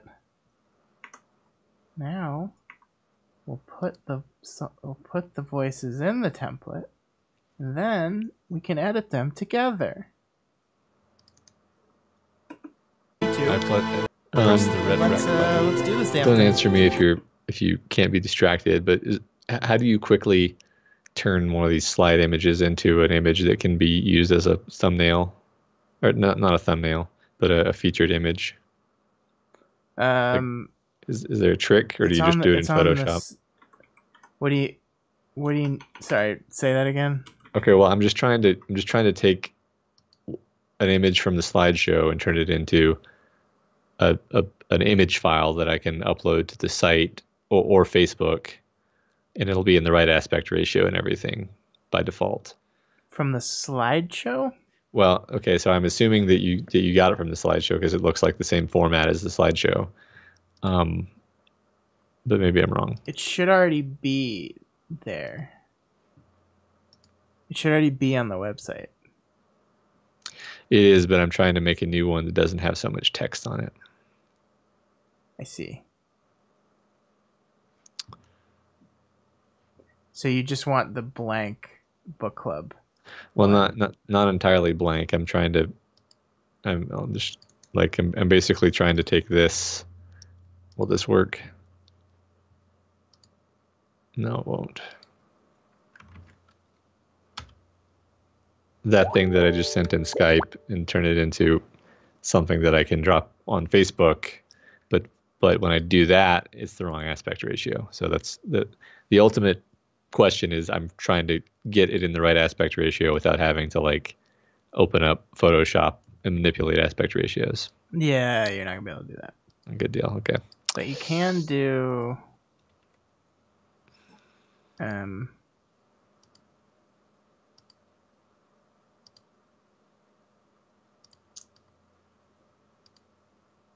it's so weird that it doesn't, like, there's not that much text on it. It just says book club. I mean, I can make you a one that doesn't have the book. I mean, it's stupid that for it to not have the book name on it, though.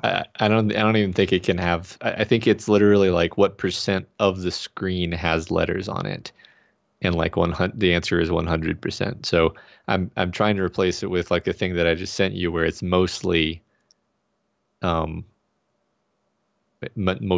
text. I kind of have something workable right now, actually.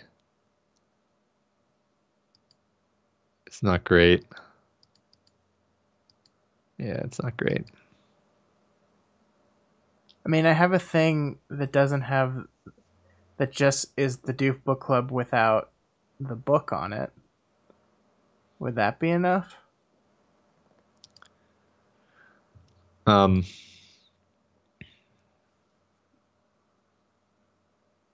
No, maybe, but I'm just gonna try. I'm just gonna do this. That doesn't make any sense. Like, I don't understand Well, why that limitation exists. yeah, I mean, it's. I was reading. Basically, if you read through all of Facebook's restrictions, it's completely insane.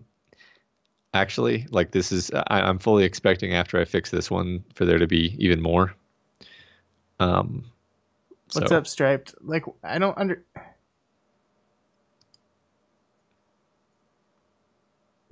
Marketing says you want, like, words are good. Do you understand? Yeah, yeah. I don't know. I don't know.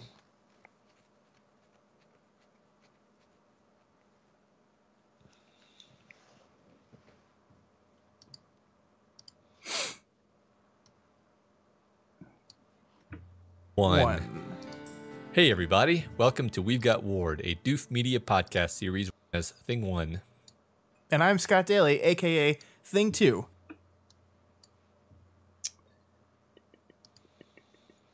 Oh, we really appreciate Yeah, that. thank you guys. Thanks for our 100 episode donors. Yeah. And thanks to all you guys who have donated if it wasn't for your help. Yeah. You know, I wonder if there's anyone, because this is his world. We're just playing in it. For 100 times. Yeah. 100 playings. And if you cannot afford to donate right now, that's thank you so much. Yeah. We really appreciate it. You know, people are always saying of Arc 12 Heavens. To 100 more. 100 more. Do you think Ward's going to be going on for 100 more episodes? 200 more chapters? It'll you think? never end. It's got to end sometime, Matt. It could be tomorrow. Does it have to end sometime? I mean, yeah. Oh. Like literally. Well, now I'm sad. It could be tomorrow. Does it have to end sometime? I mean, yeah. Oh. I mean, yeah. Oh. Like literally. Well, now I'm sad. Entropy. Oh, yeah, no, that's true. Good point. You got me.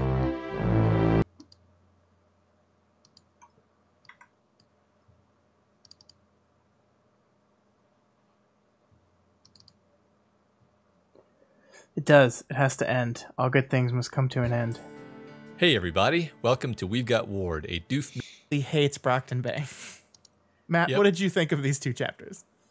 At the end of 12.2, just overall fantastic experience. Feels like the first chapter of the arc. So Yeah, definitely. This is it's kind of a common thing with her, where she'll fixate on Amy as like, yeah, I mean, Amy's obviously the big thing that she's afraid of, the biggest trigger, but there's so much more going on. Yeah, I mean, it is interesting when most people talk about like vanquishing their demons. They are talking about their Thing 2. We're a package deal. It was an S-Class. 12.2, just overall fantastic experience. Yeah, it's interesting because we had a chapter, like we've technically already been in this arc, right? We had an interlude chapter that started this thing off, but these, even so, I think these still felt like start of arc chapters, right? Like this Jay saying they would go into a Grey Boy loop if it was endlessly reading Wild Bow stories. And each time, it's like new feeling for the first time. This is 12.1. It is the second chapter of the arc, but it feels like the first chapter of the arc. So Yeah. Interlude placements, yeah. right? And also know what its name is. Anyway, moving on. I am Crawler. I'm yeah, let's do Crawler some for Wild Bow announcements. Stories. Yeah, announcements. So Scott. Yeah, let's do some announcements.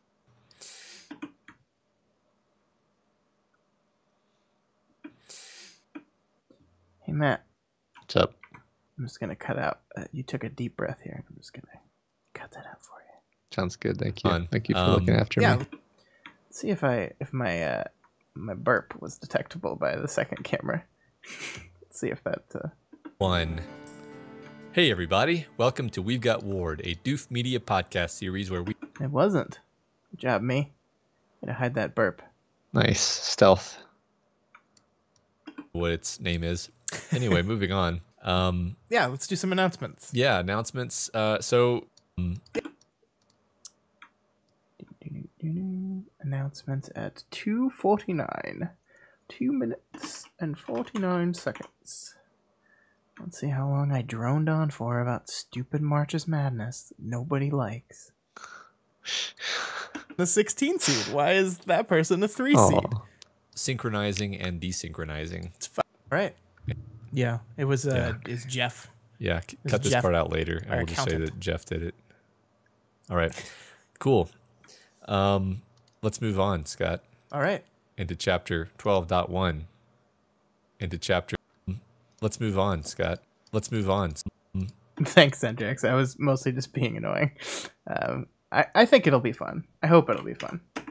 It's going to be a lot of work, I think, because we have to, like, creating all the polls and stuff is going to be a lot of work, but I think it'll be fun. I think there'll be a lot of people that participate in it, and hopefully some of the people that have never listened to our podcast will listen to it after they hear about this fun game we're doing. That's the dream, isn't it? Yeah. I did the thing where I started writing times down before I put all the time in the right place. I do not have March's power. Hey everybody, welcome to We've Got Ward, a Doof Media podcast series where we expertly dissect and discuss. Hey everybody.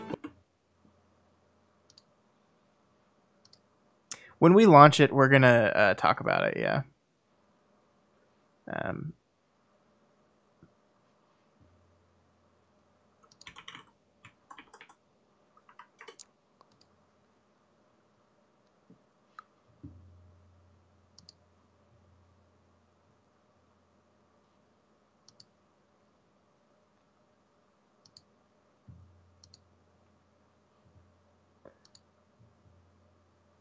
Oh, the results? I think we're going to, because it's going to go over probably, it's 5 rounds.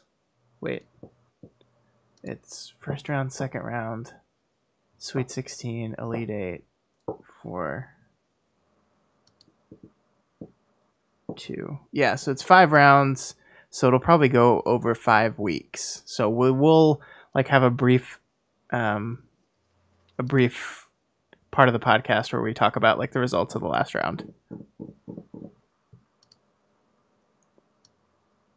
Welcome to We've Got Ward. Hey everybody, welcome to We've Got Ward, a Doof Media. And I'm Scott Daly, aka Thing 2. We're a package deal. This is the weekly podcast where Matt and I eagerly dive into Wildbow's world of kicking the shit out like we don't already know about because it's Wednesday night. Right, and also know what its name is. Anyway, moving on. Yeah, let's do some announcements. Yeah, announcement. Moving on.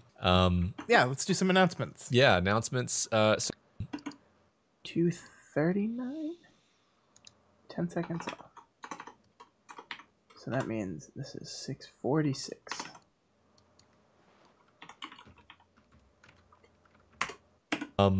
Let's move on, Scott.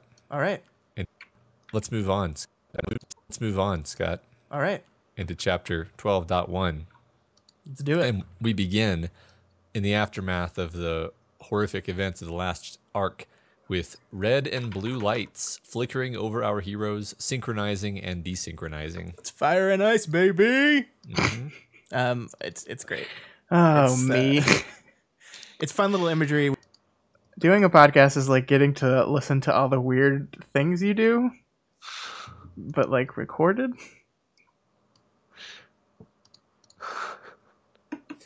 Yeah, right.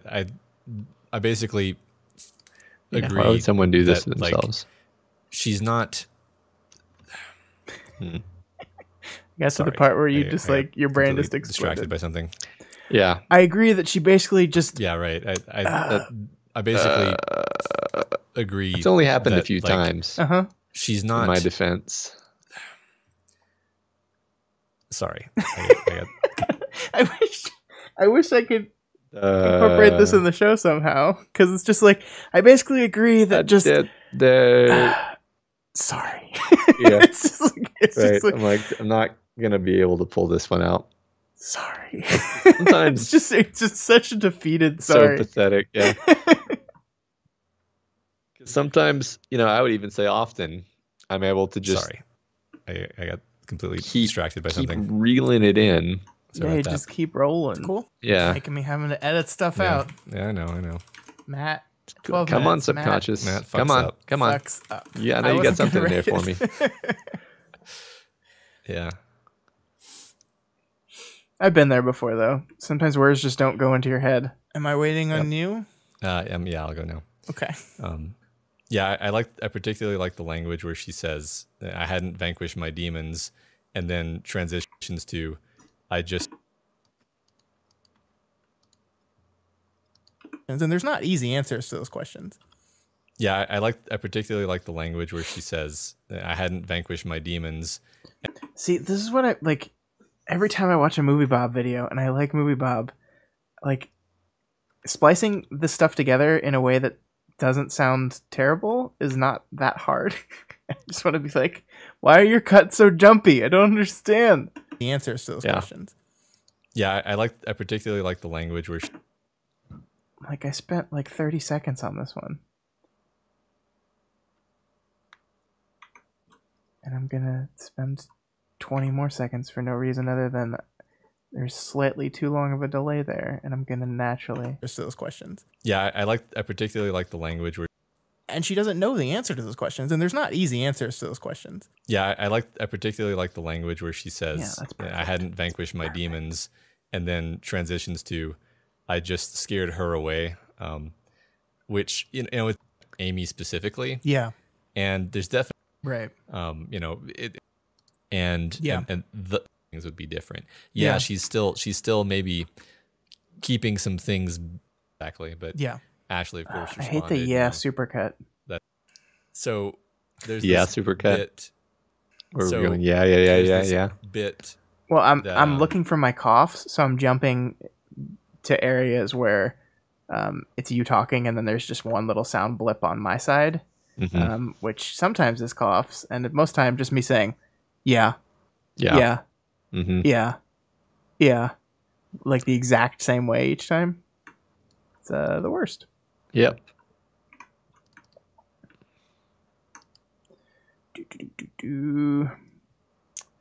When did we get finished with the first chapter? Where's my? Did I leave my timestamp? Did I do my job here, Matt? Let's see. Scott, did you do your job? 106. I did. I did my job. She actually would. I believe she's just thinking through like, so why not just know whose blood that is? Yeah, we don't learn that at all. I don't want, like, I think Wild scene that is objective. And the humor and the good character moments in There's order one. to There's one. plummet you downward. Objectively awful. Yeah, just now I've come up creating the opposite of the intended effect, and he doesn't use it there. Yeah, I agree with that. In Bay situation is getting worse in this.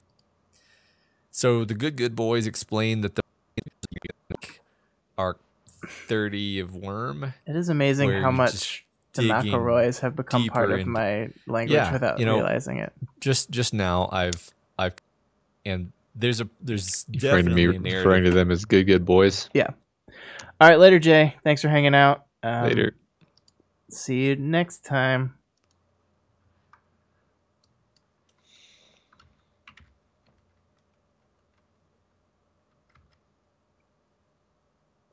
When did you start this chapter, Matt? Why is this so Is difficult? creating the opposite of the intended effect, and he doesn't use it there. Yeah, I agree with that. Oh wait, Cool. I went too Ah. far. Thing 1 and thing 2. 2 innocuous friendly boys. A blood-tinged damsel of distress. V can duck back into the portal. The reinforcements arrive. Did you use Big V just like turn Off. Mhm. Before Big V can duck back, and then we move on into 12. Hey Matt, who do you think? Who do you think Damsel killed? Damn, you mean? She shows up with bloody claw, Matt. Oh. Who'd she kill? Very subtle foreshadowing that is Probably basically somebody lying on the ground outside. So she's someone, a defeated person sitting there, and she goes, "Fuck you" in particular. Yeah. Caro, who mentioned stuff from Pact and Twig that I'm assuming Matt agrees with, but can't see. But they're non. Yeah, I mean, like Not really. Like my I don't know. my feeling is that March's story. Don't know. Don't That's- know I either. don't know if she Don't know. killed I mean, anyone. She we might know have just scapegoats. maimed them. Don't, yeah, like this is some important. Yeah, no, I think that's a. Yeah, Light maiming. yeah, concussion. Yeah, right. All right, time for us to move on to the community. 153. God, we gotta make these episodes shorter.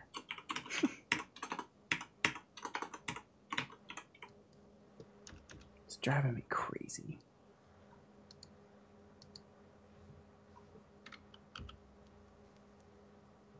And that's where I kind of want to pull back on saying yes, she's a sin eater, right? Because I don't think this whole thing. There's no way we would have gotten to 100 episodes. The Wednesday night, Matt, which means it's time for another exciting episode of Carol is Shit. This week on Carol is Shit, Carol brings up Marquis. Why? Because Carol is shit. Okay. In all seriousness, I can't. Saying to me that they feel dumb for missing things, and I'm like, no. If you looked at this with as much 12 heavens To 100 more.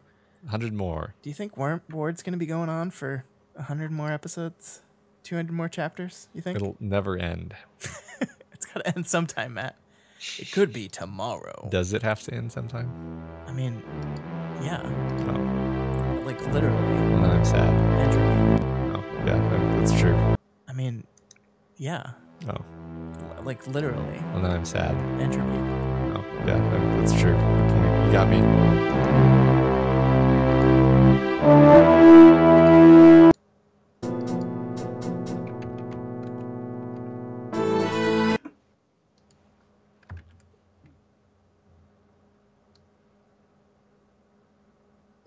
Boom. Mixing down session to new... My voice is going away. It's a good thing I don't have to do another podcast tomorrow.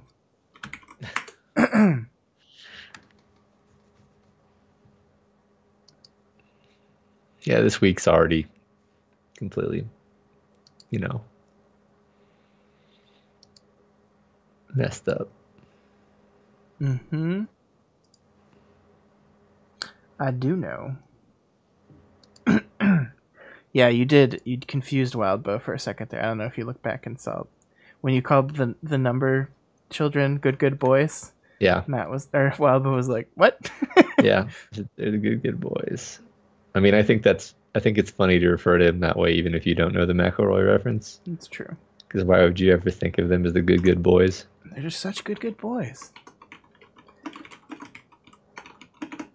Which Harbinger is the sweet baby brother Harbinger? I don't know. He's definitely a 30 under 30 media luminary, though.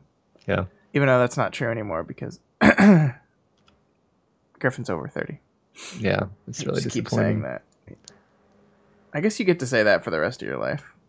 It's true, yeah.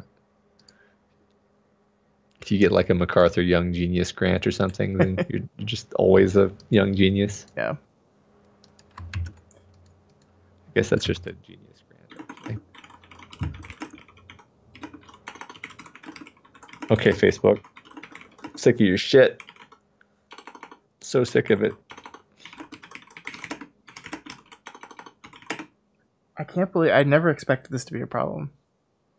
Like I feel like all YouTube videos have so much shit on them. Yeah. You feel accurately. Like that's how you get people's attention. You put the title in the picture, not because people don't pay attention to the words under the picture. They just look at the picture.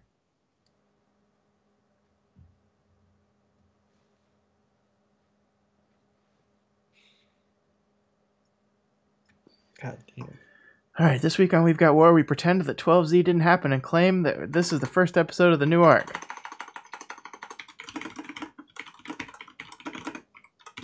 Arc 12 Heavens.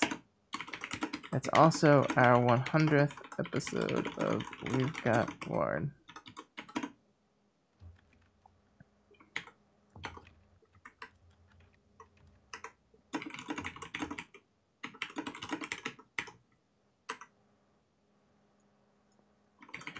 Which you'll know because we say it half a dozen times.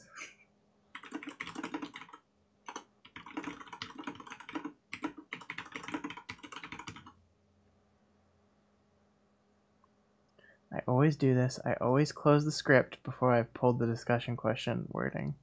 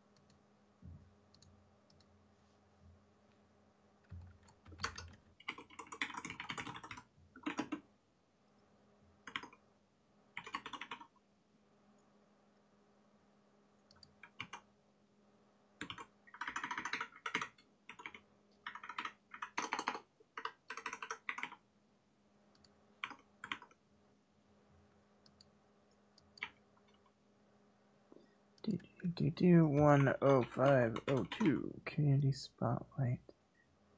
Well,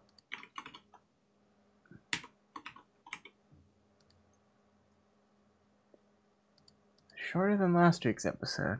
At least there's that.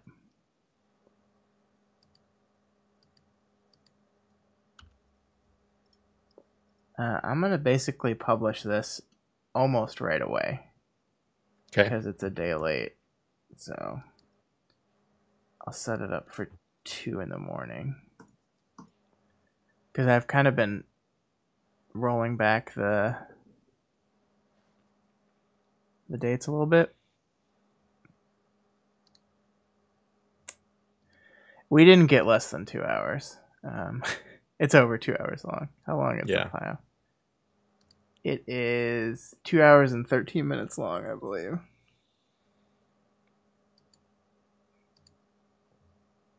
I can't check right now because it's processing, but we didn't make it. I was hoping we would. We were doing really good, and then discussion questions. We would have been under 2 hours without the discussion section, but I like the discussion section, so it's okay. I forgive us.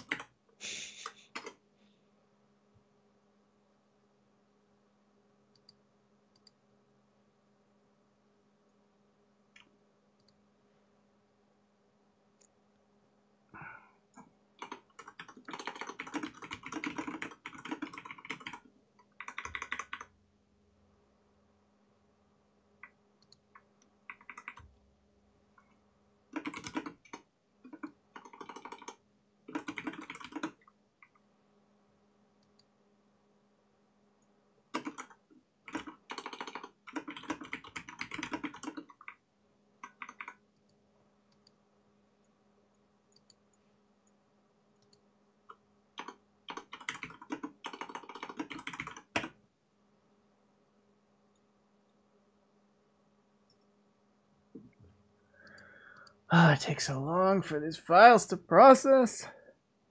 Everything's done except, the important part.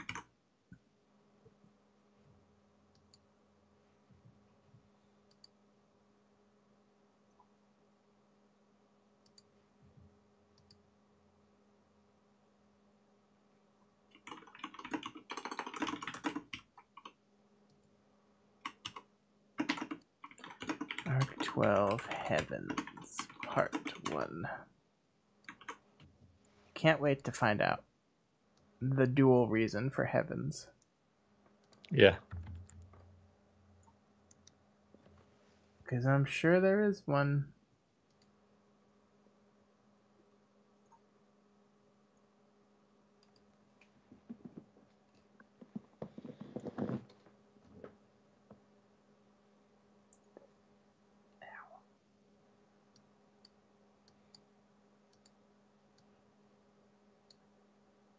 Did you watch that movie yet? Probably not, huh?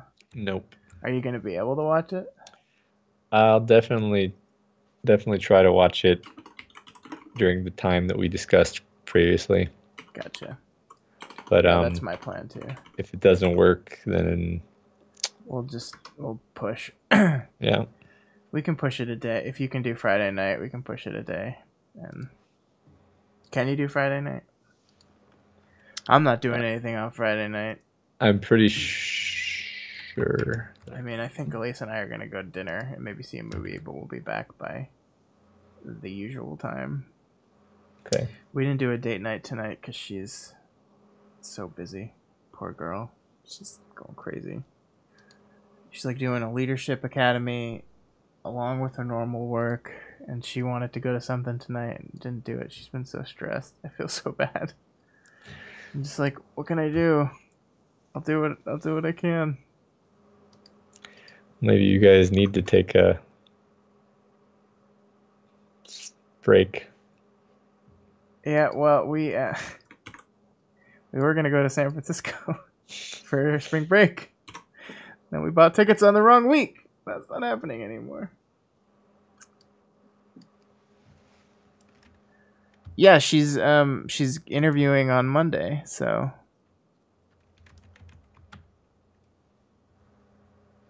we'll see how that goes.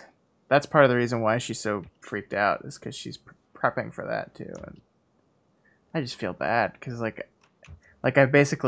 like, I'll do everything around the house. Don't worry about any of that stuff. Just work on your stuff. But like that's all I can do. Like I can't help her prep for an interview.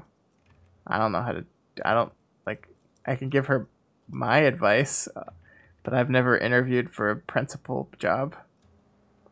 You know, not too versed in that. Right. Yeah. It's kind of be a sounding board. Yeah. I mean, I read her resume again and gave her my advice, but again, Yeah, right. my resume is tailored towards my stuff. Speaking of which, I probably need to have an update. I haven't updated my resume in a while. But yeah, I mean, it's an exciting time for her. It's just also really stressful.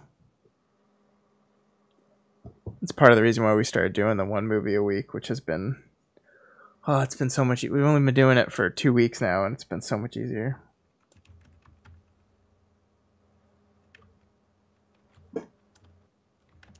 You're welcome for the suggestion. Was it you? So, I'm joking though.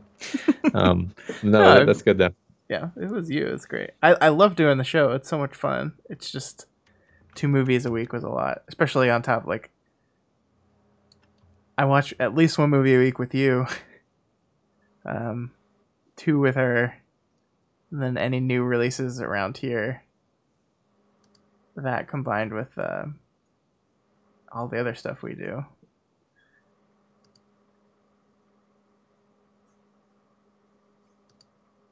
Matt, you should watch The Umbrella Academy. I know you don't watch television, but that's a TV show you should watch. Okay. It's on the Netflix. It's The about Umbrella. superheroes and trauma and umbrellas. And there's a monkey.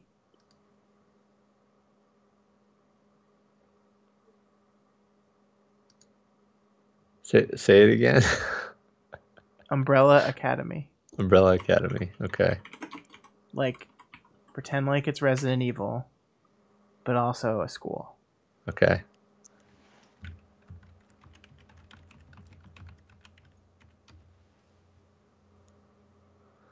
Okay. I see. I get it. Umbrella, as in Umbrella Corporation or whatever. Yeah, I mean, that's just how that was helping you remember it. It has nothing to do with Umbrella Corporation. Oh. It's just a mnemonic to help you remember it. I think it was actually, the comic was actually written before Umbrella, the corporation, was a thing. Firing on all cylinders today. All right. It's not immediately rejecting this one, so. Hooray. I can't wait to see what quality image you picked.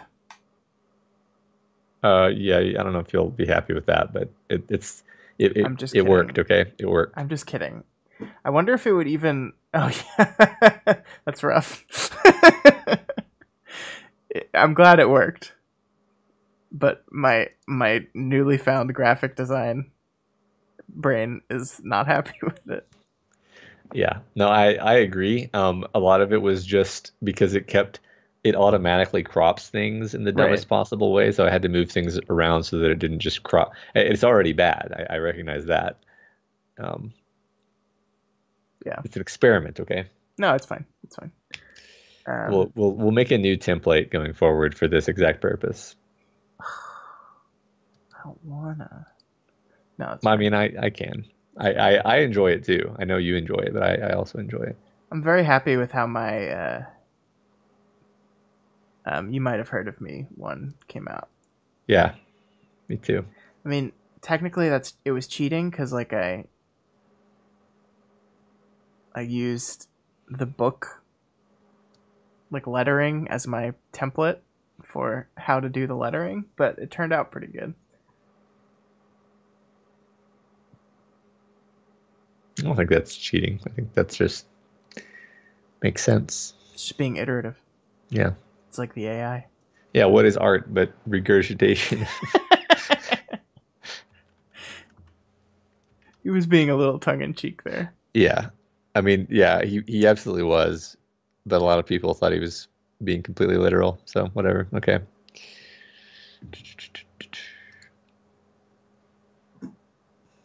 I mean, Tolkien did say that every story is part of the same tree. Mm-hmm. And then he put the literal tree in one of his other stories. Oh, J.R.R.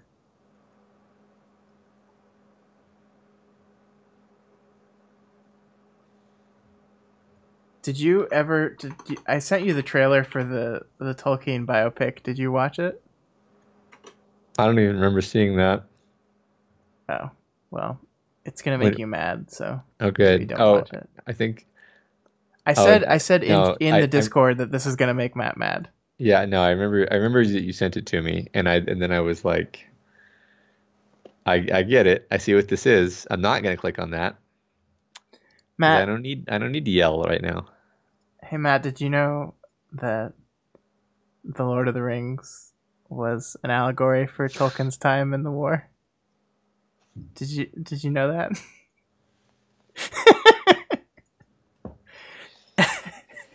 I've heard that. I've heard people say that. Yeah. It's what it was.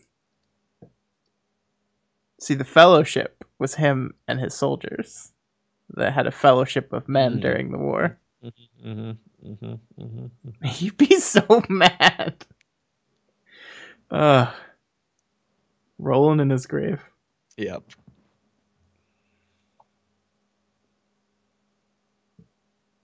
See, the orcs are the Germans. Yep. Literally the Germans.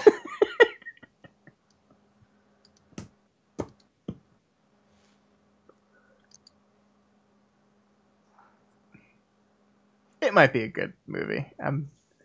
The premise is not something that he would like, but if they tell the story well, it could be good. You know, trying to be positive over here. Sure, why not? Jason Reitman said that his new Ghostbusters movie is going to be handing things back to the fans. Yeah, I saw that tweet of yours. Which is a good You were excited about that. It's just a really bad way of phrasing that, considering the connotation. And how many people were mad at the 2016 version. Yeah. Because of the ladies. Yep. We all know what that means. It's just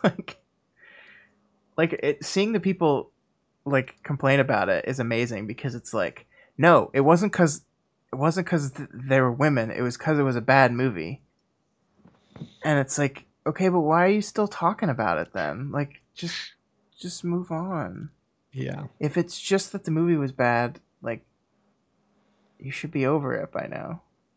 And frankly, The movie wasn't bad. The movie was fine.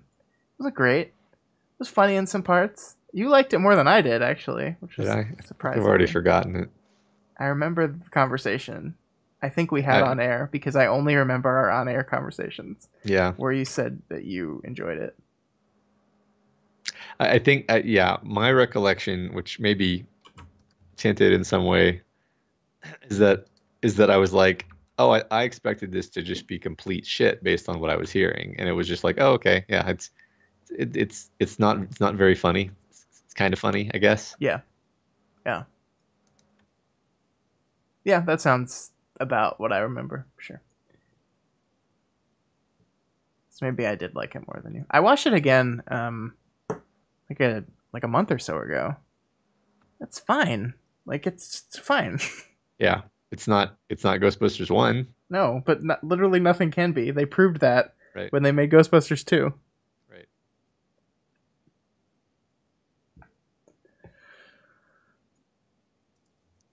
Speaking of which, I still need to get Elise to watch Ghostbusters 2. Because I actually love that movie. Because I was a dumb kid when I saw it and thought it was just as good as the first one.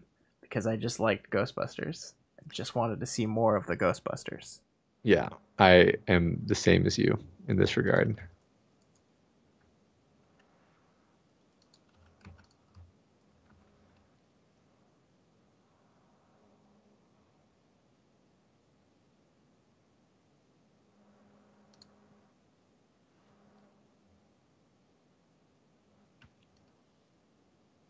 Plus, there was slime. Love the slime. Yeah, I like that part.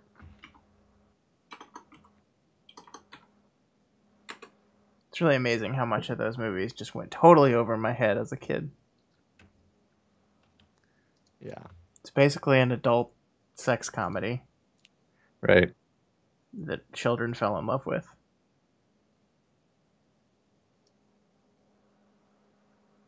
All right. Well, I'm done. But you're playing StarCraft now. Hopefully not for long.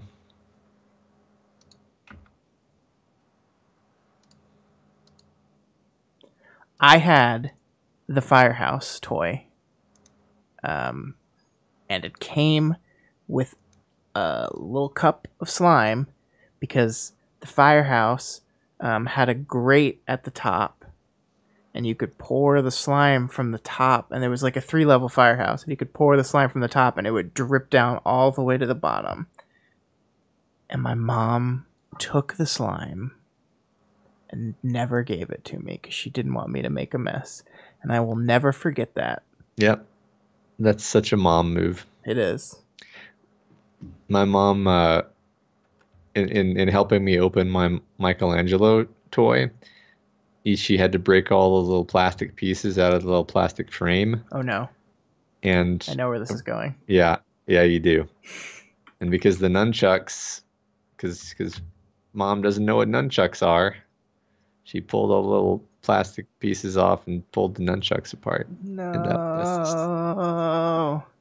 Yep. Yeah, the 90s was really big into slime, wasn't it? Yeah, I have my wife's friend has a toddler, and they make like homemade slime for him to play with, just like a tactile thing for him to play with. So it's everything 90s is coming back. Yeah. Well, slime's awesome. When are the Dino Riders coming back? Oh, crap. Who owns the rights to Dino Riders? Doof Media needs to buy the rights to Dino Riders.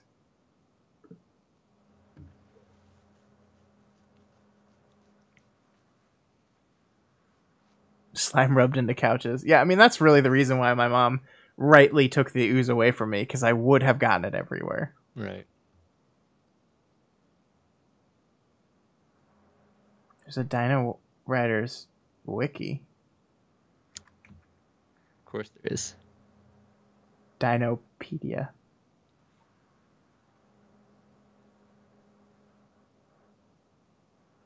I remember Pogs too. I spent so much money on Pogs. You really just do things because everyone else is doing them. Holy shit, Matt. What? The Dino Riders website is amazing. Good. So first of all, it's a fan site. DinoRiders.com is a fan site. Well, that's perfect. And it's like a website from the 90s. First, it has a splash page at the front. You are about to enter Dino Riders World, the site dedicated to all things Dino Riders. That's perfect. Toys, cartoons, merchandise, museum, fanfare, publications, special feature, video game. Hold up. Dino Riders, the video game, is a homemade first-person shooter game for the PC. It is a very basic game that was created using the program called 3D Game Maker. Oh my god. It looks terrible. Yeah, I did see the Captain Marvel site. Have you seen the Captain Marvel site, Matt? No, I haven't. It's basically a 90s website. Like on purpose? Yeah. Because That's awesome. the movie takes place in the 90s. Okay. Oh, okay. I'm going to check out both of these things now. DinoWriters.com. Yeah.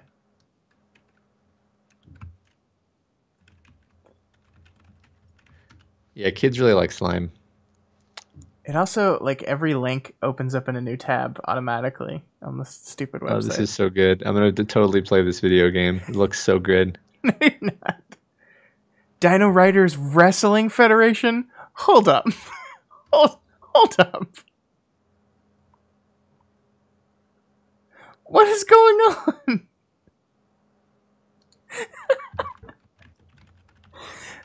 The characters were created using the creative wrestler mode in the game Legends of WrestleMania. Ever wondered whether Questar could suplex Krulos? Now you don't have to. This is. I know what I'm doing tomorrow all day.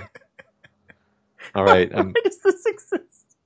I'm really appreciating this Captain Marvel thing too. Isn't it great? Thursday, January 2nd, 2014. Very well. What happens Thursday, January? That's 2nd? the last time the site was updated. Oh yeah. I mean that's like not that long ago. It's really not. Kind of impressed. I mean they spent time on this. Like they have all the episodes here. They have the cast and crew, which is just a screenshot of the credits. Yeah, it looks like somebody spent some time on that. All right, everyone. As enjoyable as this is. This is just us fucking around on the internet while streaming. All right, guys. We're gonna call it a night. Thanks for hanging out. It was fun as always. Sorry again for the late episode. But if you want to listen to the podcast version, it'll be out in a little over an hour. Yeah. And we will talk to you later. I'm going to try to stream some freaking video games sometime for the rest of this week. I don't know when that's going to be, but I haven't done it in a while. I need to finish this god-awful Kingdom Hearts game so I can move on to something else. So I'll try to do that sometime soon. But I'll let you guys know in Discord. Later.